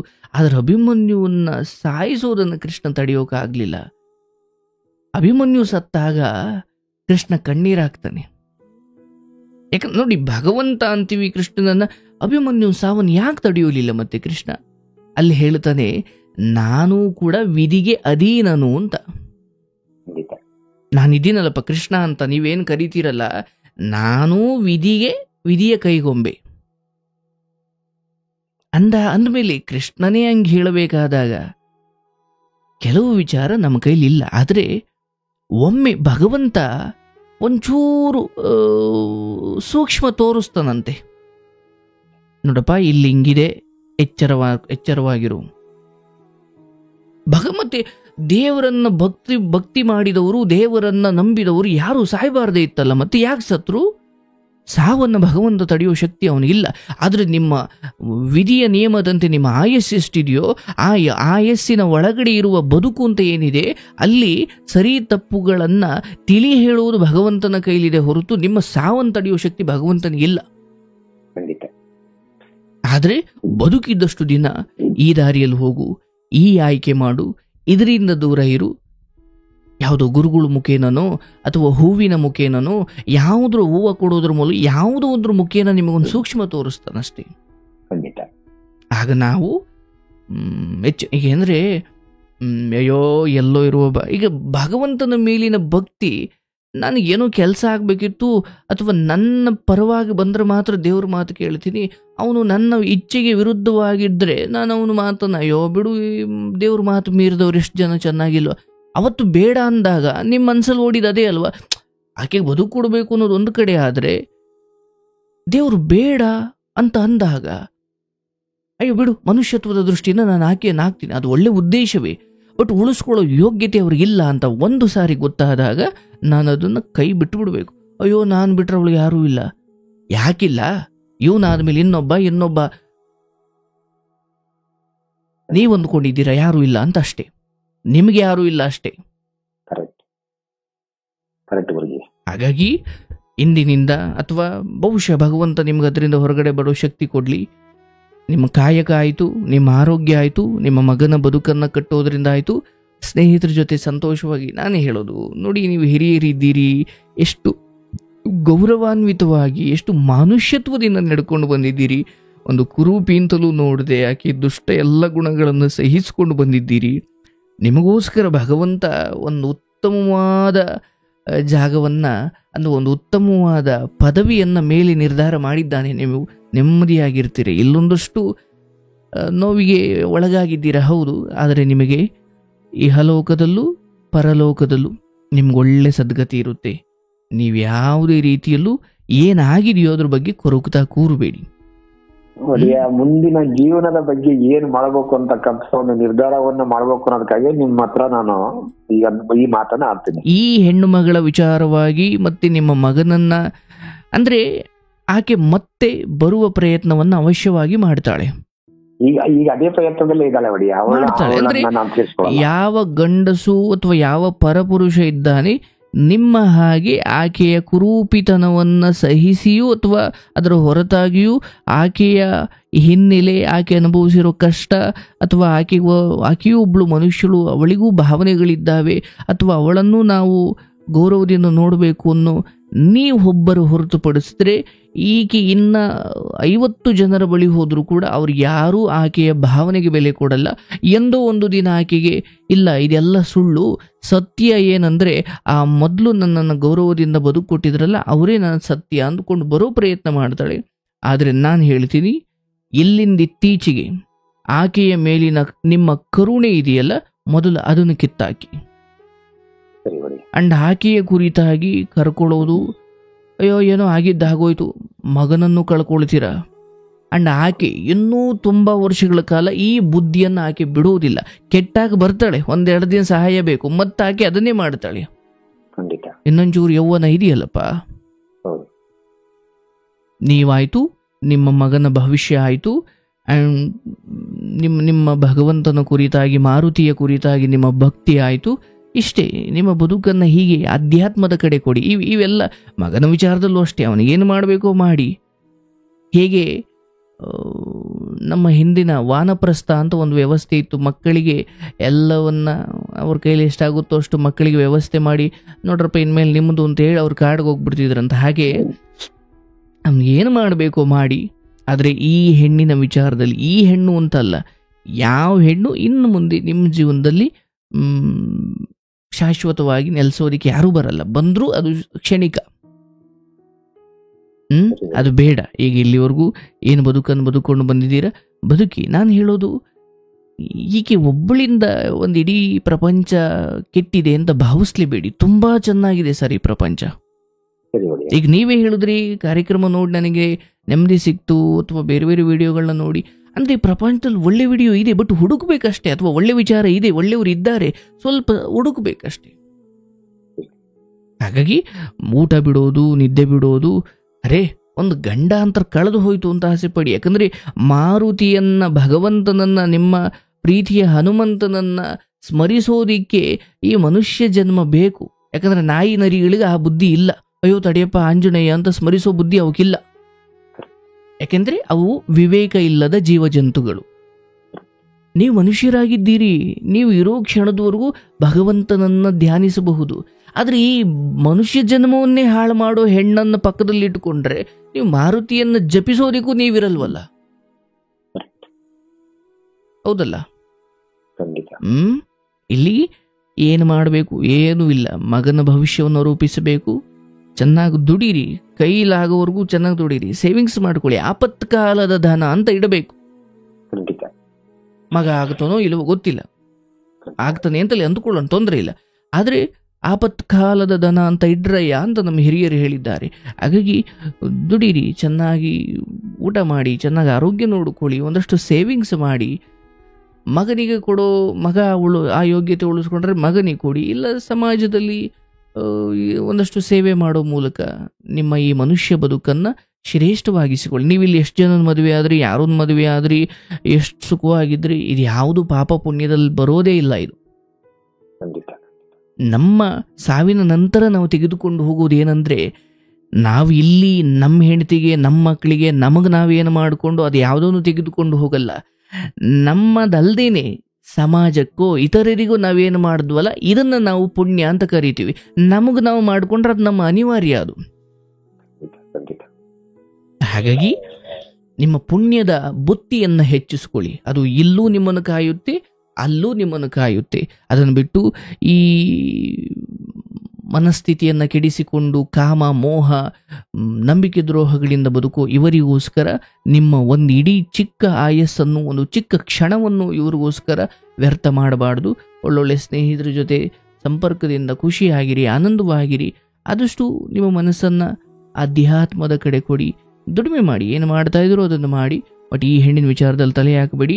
ಆ ಮಗನಿಗೂ ಒಳ್ಳೆ ಸಂಸ್ಕಾರ, ಶಿಕ್ಷಣವನ್ನು ಕೊಟ್ಟು ಎಲ್ಲವೂ ಒಳ್ಳೆ ರೀತಿಯಲ್ಲಿ. ನನ್ನ ಪ್ರಕಾರ ಅಯ್ಯೋ ಇಷ್ಟೆಲ್ಲ ಆಗ್ಬಿಟ್ಟಿದೆ, ಇನ್ನೇನು ಒಳ್ಳೇದಾಗೋದಿದೆ. ನನ್ನ ಪ್ರಕಾರ ಈಗ ಏನಾಗಿದೆಯೋ ಅದೇ ಒಳ್ಳೇದು. ಖಂಡಿತ ಅರ್ಥ ಆಯ್ತಲ್ಲ? ಹಾಗಾಗಿ ಇದು ಹಿಂಗೆ ಇದ್ದಿದ್ರೆ ನೀವೇ ಇರ್ತಿರ್ಲಿಲ್ಲ. ಖಂಡಿತ. ಹಾಗಾಗಿ ಇನ್ನೂ ಏನೋ ಒಳ್ಳೇದಾಗಲಿ ಅಂತ ಕಾಯೋದಕ್ಕಿಂತ ಈಗ ಏನಾಗಿದೆಯೋ ನನ್ನ ದೃಷ್ಟಿಯಲ್ಲಿ ಅದೇ ಒಳ್ಳೇದು. ಆ್ಯಂಡ್ ಅದೇ ನಿಮ್ಮನ್ನು ಮುಂದಿನ ಹಂತಕ್ಕೆ ತೆಗೆದುಕೊಂಡು ಹೋಗುತ್ತೆ. ಇಲ್ಲಿ ನಿಮಗೆ ಯಾವ ಅಪಾಯವೂ ಇಲ್ಲ. ಬಟ್ ಆ ಹೆಣ್ಣಿನ ಕಣ್ಣೀರು, ಆ ಹೆಣ್ಣಿನ ನಾಟಕ ಮಾತುಗಳು ಇದು ಯಾವುದಕ್ಕೂ ಕರಗದೇನೆ ಏನು ಡೈವರ್ಸ್ ಆಗಿದೆ ಅದಕ್ಕೆ ನೀವು ಬದ್ಧರಾಗಿರಬೇಕು. ಡೈವರ್ಸ್ ಆಗಿದೆ ಒಡೆಯ, ಇವಾಗ ಡೈವರ್ಸ್ ಆಗಿದೆ. ಬಟ್ ಏನಪ್ಪ ಅಂದ್ರೆ ನನಗೆ ಇರ್ತಕ್ಕಂಥ ಚಿಂತೆ ಅಂದ್ರೆ ಇವಾಗ ಮಗ ಚಿಕ್ಕವನು, ಮಗನಿಗೆ ಇವಾಗ 8 ವರ್ಷ. ಆಮೇಲೆ ನಂದೇ ಆಗಿರ್ತಕ್ಕಂಥ ಕೆಲವು ಇದು 10 ಜನರಿಗೆ ಹೋಗ್ತಾ ಇರೋದ್ರಿಂದ ನಂದೇ ಆಗಿರ್ತಕ್ಕಂಥ ಕೆಲವೊಂದೊಂದು ಈ ಪ್ರಾಪರ್ಟಿ ಮಗನಿಗೆ ಇರೋದ್ರಿಂದ ನಾನೇನಾದ್ರೂ ಹೋಗ್ಬಿಟ್ಟೆ ಅಂದ್ರೆ ನನ್ನ ಮಗನ ಜೀವನಕ್ಕೆ ಯಾರು ಇಲ್ಲ. ಆಮೇಲೆ ಒಂದು ಸಿಟಿ ಒಳಗೆ ಒಂದು ಮನೆ ಇದೆ. ಮನೆ ಒಳ್ಳೆ ಬೆಲೆ ಬಾಳುತ್ತೆ. ಇವಾಗ ಒಂದು 45 ಲಕ್ಷ ರೂಪಾಯಿ ಬೆಲೆ ಬಾಳುತ್ತೆ. ಮಗನಿಗೆ ಬರೀ 8 ವರ್ಷ ಅಷ್ಟೇ. ಆಮೇಲೆ ನನ್ನ LIC ಅದು ಇದು ಅಂತ ಮಗನಿಗೋಸ್ಕರ ಇದು ನೀವು ಓದಿರ್ತಕ್ಕಂಥದ್ದು ಅಷ್ಟು ಅದ್ ಮಗನಿಗೆ. ಆದ್ರೆ ನ್ಯಾಮಿನಿ ಪ್ರತಿಯೊಂದು ಕೂಡ ಅವಳ ಹೆಸರಿಗೆ ಐತಿ. ಬಟ್ ಅದನ್ನ ಚೇಂಜ್ ಮಾಡಿಸೋಕಾಗಲ್ವಾ? ಚೇಂಜ್ ಮಾಡ್ಸೋಕೆ ಹೋದ್ರೆ ಎಲ್ಲರೂ ಅವಳಕ್ಕಿಂತಲೂ ಕ್ರೂರವಾಗಿರ್ತಕ್ಕಂಥ ವ್ಯಕ್ತಿಗಳೇ ಇದಾರೆ, ಬಿಟ್ರೆ ಸಂಬಂಧಿಕವಾಗಲ್ಲ, ಒಳ್ಳೆಯವ್ರು ಯಾರು ಇಲ್ಲ. ಹಂಗಾಗಿ ಒಂದು ಬಹಳ ದೊಡ್ಡ ಹಿಂಸೆ ಅಂದ್ರೆ ನನಗೆ ಈ ಸದ್ಯಕ್ಕೆ ನನ್ನ ಜೀವ ತಿಂತಿರೋದು ಅದೊಂದೇ. ನಾನು ಯಾಕಾರೋ ದುಡ್ಡು ಮನೆ ಮಠ ಮಾಡ್ನಪ್ಪ ಪರಮಾತ್ಮ, ನನಗೆ ಅದಿಲ್ಲ ಅಂದ್ರೆ ನನ್ನ ಮಗನ್ ಕರ್ಕೊಂಡು ಯಾವ್ದಾರೋ ಮಠ ಮಂದಿರದಾಗ ಕಸ ಗುಡ್ಸ್ಕೊಂಡು ಜೀವನ ಆರಾಮ ಮಾಡ್ಕೊಂಡ್ಬಿಡ್ತಾ ಇದ್ನಲ್ಲ ಅಂತಕ್ಕಂಥ ಒಂದು ಭಯ ಇವಾಗ ಸೃಷ್ಟಿ ಆಗೈತಿ. ಈಗ ಸದ್ಯಕ್ಕಿರ್ತಕ್ಕಂಥದ್ದು ನಾನು ಮಾಡಿರ್ತಕ್ಕಂಥದನ್ನ ಹೆಂಗೆ ಉಳಿಸೋದು ಮಗನಿಗೆ ಅನ್ನ ಭಯ. ಇಲ್ಲ ಅಂದ್ರೆ ಯಾವ್ದಾರ ಮಠ ಮಂದಿರ ಕತ್ಲಬಾರ್ದು ಮಗನ. ನಿಮ್ಮ ಹೆಸರಲ್ಲಿ ಇಲ್ವಾ? ಯಾವುದು ಹೆಸರಲ್ಲಿ ಎಲ್ಲ ಇರೋದು ನನ್ನ ಹೆಸರಲ್ಲೇ, ಮನೆಗೆ ನನ್ನ ಹೆಸರಲ್ಲೇ. ಈಗ ಸಂಬಂಧಿಕರ ಹತ್ರ ಯಾರು ಯಾಕೆ ಹೋಗ್ತೀರಿ? ನಾಮಿನಿ ಚೇಂಜ್ ಮಾಡಿಸ್ಲಿಕ್ಕೆ ಸಾಧ್ಯ ಇರುತ್ತೆ. ನಾಮಿನಿ ಎಲ್ಲ ಇವಳ ಹೆಸರಿಗೆ ಇತ್ತು. ಅದೇ ಹೇಳಿದ್ನಲ್ಲ, ನಾಮಿನಿ ಚೇಂಜ್ ಮಾಡಿಸಿ ಯಾರಿಗೆ ಮಾಡೋದು? ಇವಾಗ ಮಗನಿಗೆ ಏಜ್ ಆಗಿಲ್ಲ ಅಲ್ಲ. ಈಗ ಬೇಡ ಅರೇ ನೀವು ಯಾಕೆ ಅಪ್ಪಾಜಿ ಹಿಂಗ್ ಅಂದ್ಕೊಳ್ತೀರಿ, ನೀವು ಇರ್ತೀರಿ, ನೀವು ಯೋಚನೆ ಮಾಡಬೇಡಿ. ಇಲ್ಲ ಒಡಿಯ, ನನಗ್ ನಿಜವಾಗ್ಲೂ ನನಗಿರ್ತಕ್ಕಂತ ಈ ಭಯ ಅಂದ್ರೆ ಇದೊಂದೇ. ಯಾಕಂದ್ರೆ ನಾಳೆ ನಾ ಸತ್ರು ಕೂಡ ನನ್ನ ಮಗ ಅನಾಥನೆ. ಬೇಡ ಈಗ ಕೇಳಿಸ್ಕೊಳ್ಳಿ, ಹಂಗೇನು ಆಗಲ್ಲ, ನೀವು ಯೋಚನೆ ಮಾಡಬೇಡಿ. ನಾನು ಹೇಳ್ತೀನಿ, ನಿನ್ನ ಮಗನ ಬಹುಶಃ ಅವನ ಮದುವೆ ಹಂತಕ್ಕೂ ನೀವು ಇರ್ತೀರ, ನೀವು ಯೋಚನೆ ಮಾಡಬೇಡಿ. ಮೊದ್ಲು ನೀವು ಇಷ್ಟು ಧೈರ್ಯ ಕೊಟ್ಟಿದ್ದು ನನಗೆ ನಿಜವಾಗ್ಲೂ. ಅವಳು ಹೋದಾಗಿಂದಲೂ ನನಗೆ ಬೇರೆ ಅವಳು ಹೋದಲ್ಲ ಅಂತಕ್ಕಂಥ ಮನೋಭಾವನೆಯಲ್ಲಿ ಕೊರಗಲ್ಲಿ ಯಾವ್ದಿರ್ಲಿಲ್ಲ. ನಾನು ಮಾಡಿರ್ತಕ್ಕಂಥದ್ದು ಅಷ್ಟು ನನ್ನ ಮಗ ಅನುಭವಿಸಿದಂಗೆ ಯಾರ್ದೋ ಪಾಲಾಗಿ ಬೀದಿ ಪಾಲಾಗತ್ತಲ್ಲ ಅಂತಕ್ಕಂಥ ಒಂದೇ ಒಂದು ಕೊರಗಿನಿಂದ ನಾನು ಇಷ್ಟು ದಿವಸ ಕೊರಗ್ತಾ ಇದ್ದೆ. ಏನೂ ಆಗಲ್ಲ, ನಾನು ಹೇಳ್ತೀನಿ, ನೀವು ಚೆನ್ನಾಗೇ ಇರ್ತೀರ. ಬಟ್ ಈ ಹೆಣ್ಣನ ಹತ್ರ ಕರ್ಕೊಳ್ಬೇಡಿ. ಬಟ್ ನಿಮಗೆ ಎಷ್ಟು ವರ್ಷ? ನಿಮಗೆ ನನಗೆ ಇವಾಗ 39 ತುಂಬಿ 40ಕ್ಕೆ ಬಿದ್ದಿದೆ ಇವಾಗ. ಬಟ್ ಈ ಮಧ್ಯೆ ನೀವು ಬೇರೆ ಮದುವೆ ಕಡೆ ಯೋಚನೆ ಮಾಡಿದ್ರಾ? ಇಲ್ಲ ಒಡಿಯ, ಇದು ಜಸ್ಟ್ ಈಗ ಈ ಜನವರಿ 9ನೇ ತಾರೀಕಿಗೆ 1 ವರ್ಷ ಅಷ್ಟೇ ಇದೆ ಈ ವಿಚಾರ ಆಗಿ. ಸರಿ ಆಯ್ತು, ನಾನೊಂದು ಸಲಹೆ ನೀಡ್ಲಾ ನಿಮಗೆ. ಇನ್ನೊಂದು 7 ಅಥವಾ 8 5 ಮತ್ತು 6 ತಿಂಗಳು ಒಳಗಡೆ ನಿಮಗೆ ಯಾರಾದರೂ ಹಿಡಿದು ನಿಮಗೆ, ಅಂದರೆ ನಿಮ್ಗೆ ಆಸಕ್ತಿ ಇದೆ ಅಂದ್ಕೊಳ್ತೀನಿ, ಬಟ್ ಮಗನ ಭವಿಷ್ಯದ ಕಾರಣಕ್ಕಾಗಿಯೂ ಹೇಳ್ತಾ ಇದ್ದೀನಿ, ನೀವು ಬೇರೆ ಒಂದು ಮದುವೆಗೆ ಖಂಡಿತ ನನ್ನ ಪ್ರಕಾರ ಅದು ತಪ್ಪಿಲ್ಲ, ಅಥವಾ ಅದರಲ್ಲಿ ಯಾವ ದುಷ್ಟ ಉದ್ದೇಶವೂ ಇಲ್ಲ. ನನ್ನ ಪ್ರಕಾರ ನೀವು ಪ್ರಯತ್ನ ಪಟ್ಟರೆ ನಿಮ್ಗೆ ಒಳ್ಳೇದೇ ಸಿಗುತ್ತೆ. ಇಲ್ಲ, ತುಂಬಾ ಕಡೆ ಬಂದು ಒಡಿಯ, ತುಂಬಾ ಕಡೆ ಬಂದವಲ್ಲ, ಹೆಚ್ಚಾಗಿ ಡೈವರ್ಸ್ ಕೇಸ್ನೇ ಬರ್ತಾ ಇದಾವು. ನನ್ನ ಮನಸ್ಸಲ್ಲಿ ಇರ್ತಕ್ಕಂಥ ಒಂದು ಭಾವನೆ ಏನ್ರಪ್ಪ ಅಂದ್ರೆ, ಈ ಡೈವರ್ಸ್ ಅಂತಕ್ಕಂಥ ವಿಚಾರ ಬಿಟ್ಟು, ಪಾಪ ಅದು 50 ವರ್ಷ ಅಲ್ಲ 60 ವರ್ಷ ಆಗಿರ್ಲಿ ಒಂದು ಹೆಣ್ಣಿಗೆ, ತಾನು ವಿಧಿವೆಯಾಗಿ ಆಕೆಯ ಹಣೆ ಬರ ಕೆಟ್ಟಿ ಏನಾದ್ರು ಒಂದು ಆಕ್ಸಿಡೆಂಟ್ ಅಲ್ಲಿ ಇಂಥದ್ರಲ್ಲಿ ಗಂಡ ಸತ್ತೋಗಿರ್ತಕ್ಕಂಥ ಹೆಣ್ಣನ್ನ ಹುಡುಕ್ತಾ ಇದೀನಿ. ಅಂತರಿಗೊಂದು ಬಾಳನ್ನು ಕೊಡ್ಬೇಕು, ಇರ್ತಕ್ಕಂಥದ್ರಲ್ಲಿ ಅವರಿಗೂ ಸುಖವಾಗಿ ಇಟ್ಕೊಂಡು ನಾನು ಸುಖವಾಗಿರ್ಬೇಕು ಅಂತ ಹುಡುಕ್ತಾ ಇದೀನಿ ನಾನು. ಆ ತರದವು ಬಹಳ ಚಿಕ್ಕ ಏಜ್ ಬರ್ತದವು, 22, 23 ವರ್ಷದೊಳ ಬರ್ತಾ ಇದಾವು, ಅಂತವ್ ಸಂಬಳಸಲ್ಲ. ಹಾಗಾಗಿ ಒಂದ್ 30 ವರ್ಷದ ಮೇಲೆ ಇರ್ತಕ್ಕಂಥವ್ನ ನಾನು ಹುಡುಕ್ತಾ ಇದೀನಿ. ಡೈವರ್ಸ್ ನೋ ಬಹಳ ಬರ್ತಾ ಇದಾವು, ಡೈವರ್ಸ್ ನೋ ಬೇಡ ಅಂತ ಹೇಳ್ತಿದ್ದೀನಿ ನಾನು. ಸರಿ, ಈಗ ನಾನು ಹೇಳೋದು, ಮಗನಿಗೆ 10 ವರ್ಷ ಮೇಲ್ಪಟ್ಟು ಹೋದ್ಮೇಲೆ ಈ ನಿರ್ಧಾರ ಬೇಡ. ಈ ಆಗೋದಂತೂ ಹೌದು, ಬಟ್ ಅದು ನಾನು ಹೇಳ್ತೀನಿ, ಅದು ಹಾಗೆ ಆಗ್ಬೇಕು ಅಂದ್ರೆ ಅದು ಪ್ರಯತ್ನ ಮಾಡಿ. ಬಟ್ ನಿಮಗೆ ಆ ವಿಚಾರದಲ್ಲಿ ಒಂದು ಕೂಡು ಬರುತ್ತೆ. ಬಟ್ ಅದಾದ ಮೇಲೆ ಮತ್ತೆ ಯಾವ ಯೋಚನೆನೂ ಬೇಡ, ಅದೇ ಅಲ್ಲಿಗೆಲ್ಲವೂ ಸರಿ ಹೋಗುತ್ತೆ. ಖಂಡಿತ. ಅದೇ ಒಂದು ಈ ಪರಮಾತ್ಮ ಹೇಳಿರೋದು ಅದನ್ನೇ. ಮೊನ್ನೆ ಒಂದು 2-3 ನೆಂಟಸ್ಥಾನ ಬಂತು, ಅವ್ರ ಹತ್ರ ಕೇಳಿದಾಗ ಆ ವಿಚಾರ ಕೈಯಾಕಲ್ಲ, ಹೋಗಿ ಕೇಳಿದಾಗ ಇದು ಬೇಡ ಅಂತ. ಇಲ್ಲಪ್ಪ, ನನ್ನ ಹಣೆ ಬರ್ದಾಗ ಅದು ಇಲ್ಲೇ ಇಲ್ಲ, ಮುಂದೆ ನೀನು ಹಿಂಗೆ ಬದುಕು ಅಂತಕ್ಕಂಥ ಒಂದು ಆಶೀರ್ವಾದ ಮಾಡ್ತೀಯ ಅಂದ್ರೆ ಅದಕ್ಕಿಂತಲೂ ಖುಷಿ ಬೇರೆ ಯಾವುದಿಲ್ಲ ಅಂದೆ. ಇಲ್ಲ ಆಗುತ್ತೆ, ನಾನು ಅದಕ್ಕೆ ಬೇರೆ ರೀತಿಯ ದಾರಿಯಲ್ಲೇ ವ್ಯವಸ್ಥೆ ಮಾಡ್ಕೊಡ್ತೀನಿ, ಆದ್ರೆ ಈಗ ಬಂದಿರ್ತಕ್ಕಂಥ ಯಾವ ಬೇಡ ಅಂತಕ್ಕಂಥ ವಿಚಾರ ತಿಳಿಸಿದ ನಾನು ಹೇಳ್ತೀನಿ. ಮುಂದಿನ 7-8 ತಿಂಗಳ ಒಳಗಡೆ ಯಾಕೆ ಹೇಳದೆ ಅಂದ್ರೆ, ನಂಗೆ ಸದ್ಯ ತಕ್ಷಣಕ ಯೋಚನೆ ಬಂತು, ಗೊತ್ತಿಲ್ಲ, ಭಗವಂತನ ದಯೆ. ನೀವು ಆ ವಿಚಾರದಲ್ಲಿ ಒಳ್ಳೇದನ್ನೇ ಪಡ್ಕೊಳ್ತೀರಾ, ಆದ್ರೆ ಮೊದಲು ನಿಮ್ಮ ಒಳಗಡೆ ಇರೋ ಭಯ ತೆಗೆದಾಕಿ, ಹಂಗೇನೂ ಆಗಲ್ಲ. ಇಲ್ಲ ನೋಡಿ, ಅದೊಂದು ಭಯ ಬಿಟ್ರೆ ಬೇರೆ ಕೇಳಿ ನಾನು ದೊಡ್ಡ ಕೋಟಿ ಹೋಗಿದ್ದೀನಿ ಅಂತಕ್ಕಂಥ ಒಂದು ಧೈರ್ಯ ಐತಿ. ಬಟ್ ಏನಪ್ಪಾ ಅಂದ್ರೆ ಈ ಭಯ ಅಂತಕ್ಕಂಥ ಇದೊಂದೇ. ಯಾಕಂದ್ರೆ ನಾನ್ ಸತ್ರೆ ನನ್ನ ಮಗನಿಗೆ ಯಾರು ಇಲ್ಲ. ಅಲ್ಲ, ಈಗ ನೋಡಿ, ಒಂದು ಆಗುತ್ತೆ, ಅದು ಬೇರೆ, ಫೈನ್, ಎಲ್ಲವೂ ಸರಿ ಹೋಗುತ್ತೆ, ಇದು ಒಂದನೇದು. ಅಂಡ್ ಇನ್ನೊಂದು ಕಟುವಾದ ಸತ್ಯ ಏನಂದ್ರೆ, ನೀವು ಆ ಹೆಣ್ಮಗಳಿಗೆ ಹೇಗೆ ಒಂದು ಬದುಕನ್ನೇ ನೀವು ಕರ್ಕೊಂಡು ಬಂದ್ರಿ, ನೀವು ಮದುವೆ ಆದ್ರಿ, ಯಾರು ಎಲ್ಲ ಆಚೆ ಹಾಕಿದ್ರು, ನೀವು ಅರೆ ನಿಮ್ಮ ಮಗೊಂದು ಏನೋ ಒಂದು ಇರುತ್ತೆ ಸರ್, ನಿಮ್ಮ ಆಸ್ತಿ ಸರಿ ಆಯ್ತು, ಅವ್ನಿಗೆ ಎಲ್ಲವನ್ನು ಉಳಿಸೋಗ್ಬಿಟ್ರಿ, ಅವ್ನು ತುಂಬಾ ಚೆನ್ನಾಗಿರ್ತಾನೆ. ಅದು ಅದ್ರ ಮೇಲೆ ಇಲ್ಲ. ಎಲ್ಲ ಉಳಿಸೋದವರು ಎಲ್ಲ ಏನು ಕೂತು ಹುಣ್ಣವನಿಗೆ ಕುಡಿಕೆ ಹೊನ್ನು ಸಾಲದು ಅನ್ನೋ ಹಂಗೆ ಎಲ್ಲ ಕೂತು ಉಂಡ್ಬಿಟ್ಟು ಆಮೇಲೆ ಬೀದಿಗೆ ಬಂದವ್ರನ್ನು ನೋಡಿದ್ದೀನಿ. ಅಂದ್ರೆ ಆತನಿಗೆ ಕೊಟ್ಟು ಹೋಗ್ತೀನಿ, ಕೊಟ್ಟು ಹೋಗ್ಬೇಕು ಅನ್ನೋ ಭಾವನೆ ಇರಲಿ, ಅದೊಂದು ಧೈರ್ಯ ಇರಲಿ, ನಂಬಿಕೆ ಇರಲಿ. ಆದ್ರೆ ನಾನು ಕೊಡದೆ ಹೋದ್ರೆ ಅವನು ಹಾಳಾಗ್ಬಿಡ್ತಾನೆ, ಏನಿಲ್ಲ ಸರ್. ಎಲ್ರಿಗೂ ಹಸುವಾದ್ರೆ, ಒಂದು ಪುಟ್ಟು 5 ವರ್ಷದ ಮಗುವಿಗೂ ಹಸುವಾದ್ರೆ ಕಡೆಗೆ ಯಾರ ಮುಂದಾರು ಹೋಗಿ ಕೈ ನೀಡಿ ಬೇಡೋದನ್ನ ಯಾವ ಸ್ಕೂಲಲ್ಲೂ ಕಳ್ಸೋದು ಬೇಕಿಲ್ಲ, ಹಸಿವೆ ಅವರಿಗೆ ಬೇಡೋ ತರ ಮಾಡುತ್ತೆ. ಹಾಗಾಗಿ ಮಗನಿಗೆ ಕೊಡ್ತೀರಾ, ಅದೆಲ್ಲ ನೆರವೇರುತ್ತೆ, ನಾನು ಅದನ್ನ ಬಾಯಿ ತುಂಬ ಹೇಳ್ತೀನಿ. ಆದ್ರೆ ಅದನ್ನು ಮೀರಿದು ಒಂದ್ಸತಿ ನಿಮಗೆ ಗೊತ್ತಿರ್ಲಿ ಅಂತ ಹೇಳಿದೆ ಅಷ್ಟೇ. ಸರಿ ಒಳ್ಳೆಯ, ಸರಿ, ಆಯ್ತಾಯ್ತು. ನಿಮ್ಮ ಸಲಹೆಯನ್ನ ನಾನು ಜೀವನದಾಗೆ ಇದು ಒಂದು ಆದರ್ಶ ಅಂತೇಳಿ ಇಟ್ಕೋತೀನಿ. ನಿಮ್ಮ ಜೊತೆಗೆ ಮಾತಾಡಿರ್ತಕ್ಕಂಥ ನನ್ನ ಪೂರ್ವ ಜನ್ಮದ ಪುಣ್ಯ. ಇದು ಸಾಮಾನ್ಯ ಎಲ್ಲರಿಗೂ ಸಿಗಲ್ಲ ಅವಕಾಶ. ಯಾಕಂತಂದ್ರೆ ನಾನು ಅಯ್ಯೋ. ಇವತ್ತು ಫೋನ್ ಕಾಲ್ ಟ್ರೈ ಮಾಡಿರೋ ಪ್ರಕಾರ ಇದು ನನ್ನ ಅದೃಷ್ಟ. ಇವತ್ತು ನೀವು ನಿಮ್ ಜೊತೆ ಮಾತಾಡಿರ್ತಕ್ಕಂಥದ್ದು ನನ್ನ ಜೀವನ ಪಾವನವಾಯ್ತು. ನೋಡಿ ನೀವು ಇದೇ ರೀತಿ ಎಲ್ಲ ಅಮ್ಮ ಇದಾರೆ ಒಡಿಯ ನಿಮ್ಗೆ. ಹೌದು ಹೌದು ಹೌದು, ಅಮ್ಮ ಹೇಗಿದ್ದಾರೆ? ಚೆನ್ನಾಗಿದ್ದಾರ? ನಾನು ಸುಮಾರು ವಿಡಿಯೋದಲ್ಲಿ ಅಮ್ಮನ ವಿಚಾರನೆಲ್ಲ ಕೇಳ್ತಾ ಇದ್ದೀನಿ. ಚೆನ್ನಾಗಿದ್ದಾರೆ. ಚೆನ್ನಾಗಿದ್ದಾರ?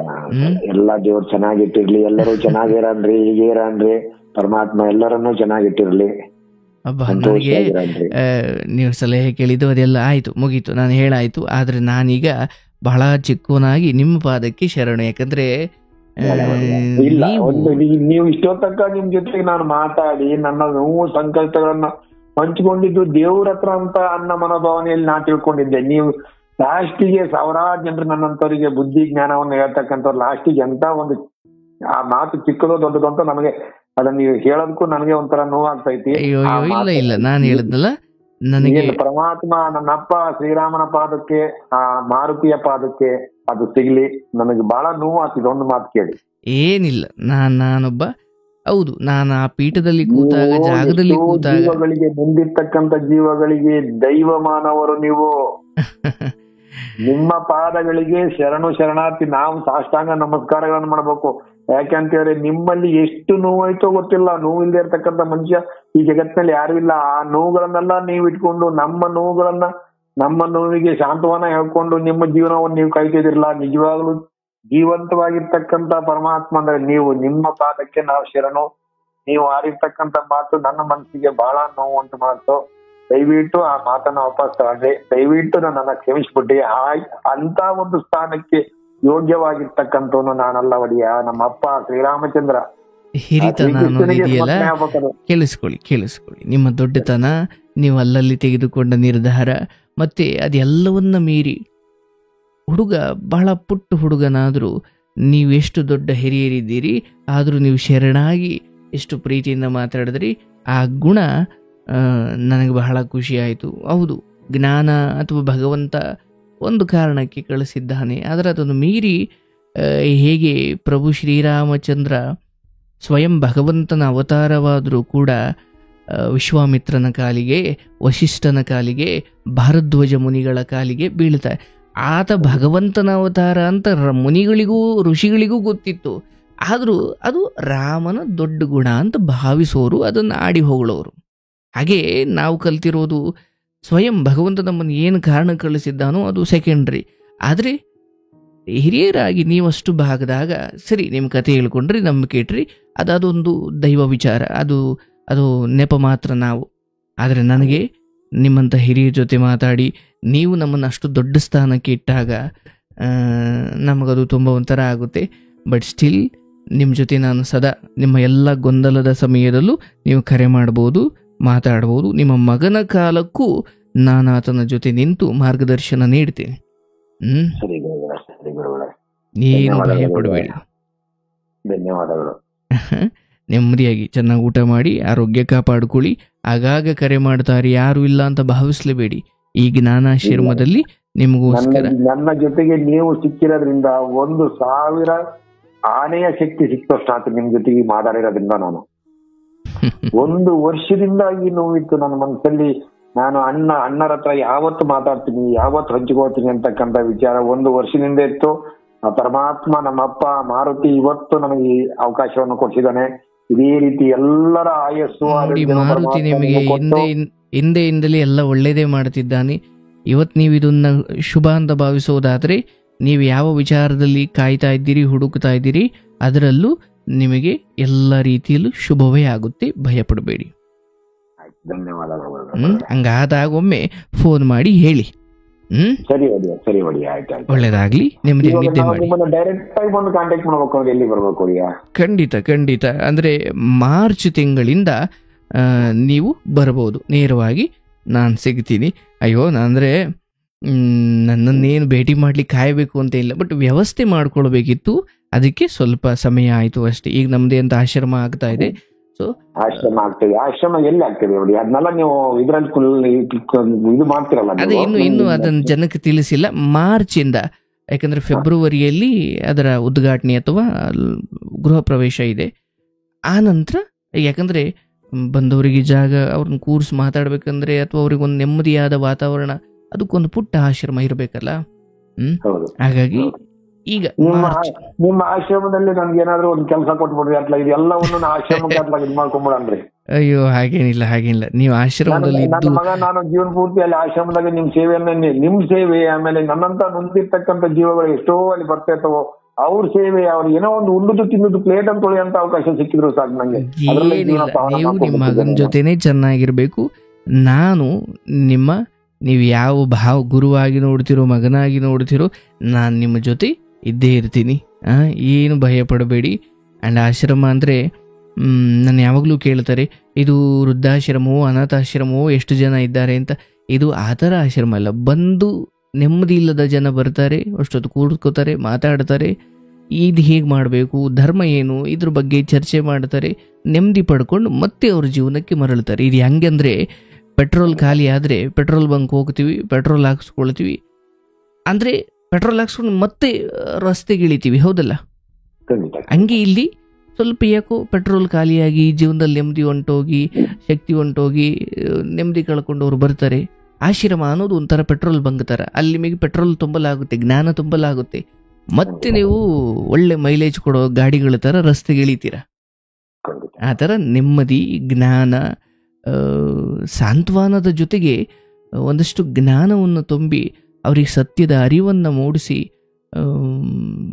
ನೋಡಿ ನಿಮಗೆ ಯಾವ ಪ್ರವಚನವೂ ಆಗಿಲ್ಲ, ಯಾವ ಇದೂ ಆಗಿಲ್ಲ, ಆದರೂ ನೀವು ಆಕೆಯನ್ನು ನೋಡಿದ ಮನುಷ್ಯತ್ವ ಇದೆಯಲ್ಲ, ಅದು ಎಲ್ರಿಗೂ ಬರೋಕಿಲ್ಲ. ಅದು ನೀವು ಆಕೆಯನ್ನು ಕ್ಷಮಿಸಿದ್ದಾಗಿರ್ಬೋದು, ಅಥವಾ ಆಕೆಯ ಕುರೂಪಿತನವನ್ನು ಜಗತ್ತು ತಿರಸ್ಕರಿಸಬೇಕಾದಾಗ ನೀವು ಅದರ ಪರ ನಿಂತಿದ್ದು, ಅರೆ ಅದು ದಿಸ ಕೂತ್ಕೊಂಡು ಪ್ರವಚನ ಮಾಡಿಸಿದ್ರು ಆ ಬುದ್ಧಿ ಬರೋದು ಕಷ್ಟ.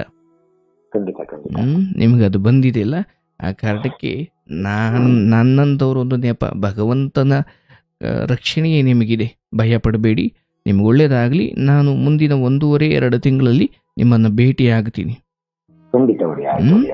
ಶುಭವಾಗಲಿ ನಿಮಗೆ.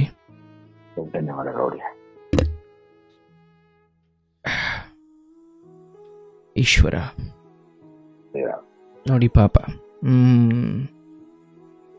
ಎಂತೆಂಥ ಜಗತ್ತಿದೆ. ನಾರಾಯಣ. ಹೆಂಡತಿನೇ ಗಂಡನಿಗೋಸ್ಕರ ಅಥವಾ ಗಂಡನಿಗೆ ವಿಷ ಹಾಕುವುದಂತೆ. ಪ್ರಾಣಕ್ಕಿಂತ ಹೆಚ್ಚಾಗಿ ಪ್ರೀತಿಸಿ ಇಡೀ ಎಲ್ಲರನ್ನು ಎದುರಾಕೊಂಡು ಈಕೆಯನ್ನೇ ಸರ್ವಸ್ವ ಅಂದ್ಕೊಂಡ ಜೀವ ಇನ್ನೊಬ್ಬನಿಗೋಸ್ಕರ ಊಟದಲ್ಲಿ ವಿಷ ಬೆರೆಸಿದ್ದಾಳೆ ಅಂತ ಗೊತ್ತಾದಾಗ ಅದೆಷ್ಟು ನೊಂದುಕೊಂಡಿರ್ಬೋದು.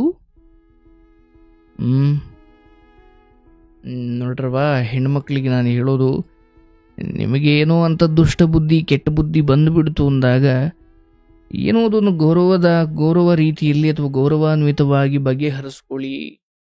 ಇಲ್ಲ, ನನಗಿಲ್ಲಿ ಯಾಕೋ ಬದುಕೋಕ್ಕಾಗ್ತಿಲ್ಲ, ನಾನು ಸ್ವತಂತ್ರವಾಗಿ ಬದುಕ್ತೀನಿ ಅಂತ ಏನೋ ಒಂದು ಮಾತಾಡಿ. ಬಟ್ ವಿಷ ಹಾಕಿ ಕೊಂದುಬಿಟ್ಟು ಹೆಂಗೆ ಕೊಂದಿದ್ದು ಯಾರಿಗೂ ಗೊತ್ತಾಗಲ್ಲ ಅಂದ್ಕೊಂಡಿದ್ದೀರೇನು? ನರಕ ಅನುಭವಿಸ್ತೀರ.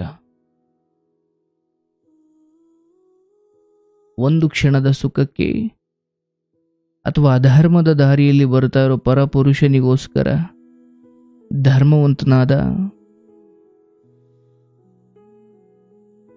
ಗಂಡನನ್ನು ನೀವು ಕೊಲ್ಲೋ ಹಂತಕ್ಕೆ ಹೋಗ್ತೀರಾ ಅನ್ನೋದಾದ್ರೆ, ಬದುಕಿದ್ದ ಹಗಲು ನರಕ ನೋಡ್ತೀರಾ, ಸತ್ ಮೇಲೂ ನರಕ ನೋಡ್ತೀರಾ. ಒಬ್ಬರನ್ನ ನನ್ನ ಸುಖ ಈಡೇರಿಸ್ಕೊಡೋಕೆ ಒಬ್ಬನನ್ನು ಕೊಲ್ಲೋ ಬುದ್ಧಿ ಇದೆಯಲ್ಲ,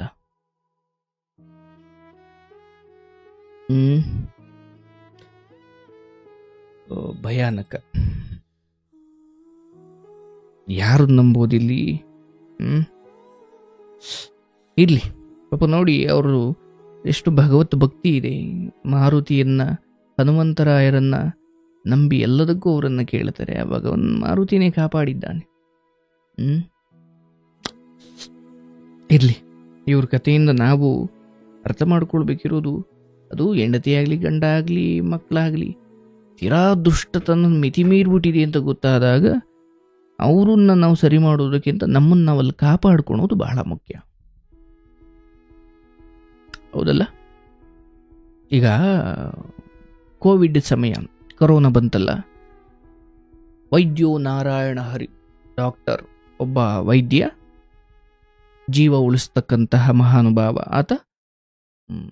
ನಾರಾಯಣ ಈಶ್ವರ, ಆತ ಭಗವಂತನ ಸಮಾನ.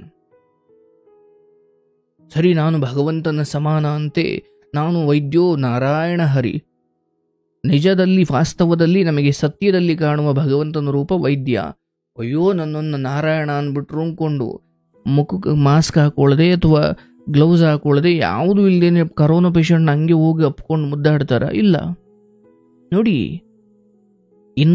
ಒಬ್ಬ ಪೇಷಂಟನ್ನು ಉಳಿಸೋದು ಎಷ್ಟು ಮುಖ್ಯವೋ, ಆ ಕಾಯಿಲೆಗಳು ನನಗೆ ಬರದಂತೆ ಅದಕ್ಕೆ ಆದ ಒಂದಷ್ಟು ಮುಂಜಾಗ್ರತೆ ತೆಗೆದುಕೊಳ್ಳುವುದು ಒಬ್ಬ ವೈದ್ಯನ ಕರ್ತವ್ಯ. ಅಂದರೆ ಅವನನ್ನು ಕಾಪಾಡುವುದು ವೈದ್ಯನ ಕೆಲಸ, ಫೈನ್. ಬಟ್ ಮೊದಲು ಅದಕ್ಕಿಂತ ಮುಂಚೆ ನನ್ನನ್ನು ಕಾಪಾಡಿಕೊಳ್ಬೇಕಲ್ಲ. ಇದೇ ಧರ್ಮ.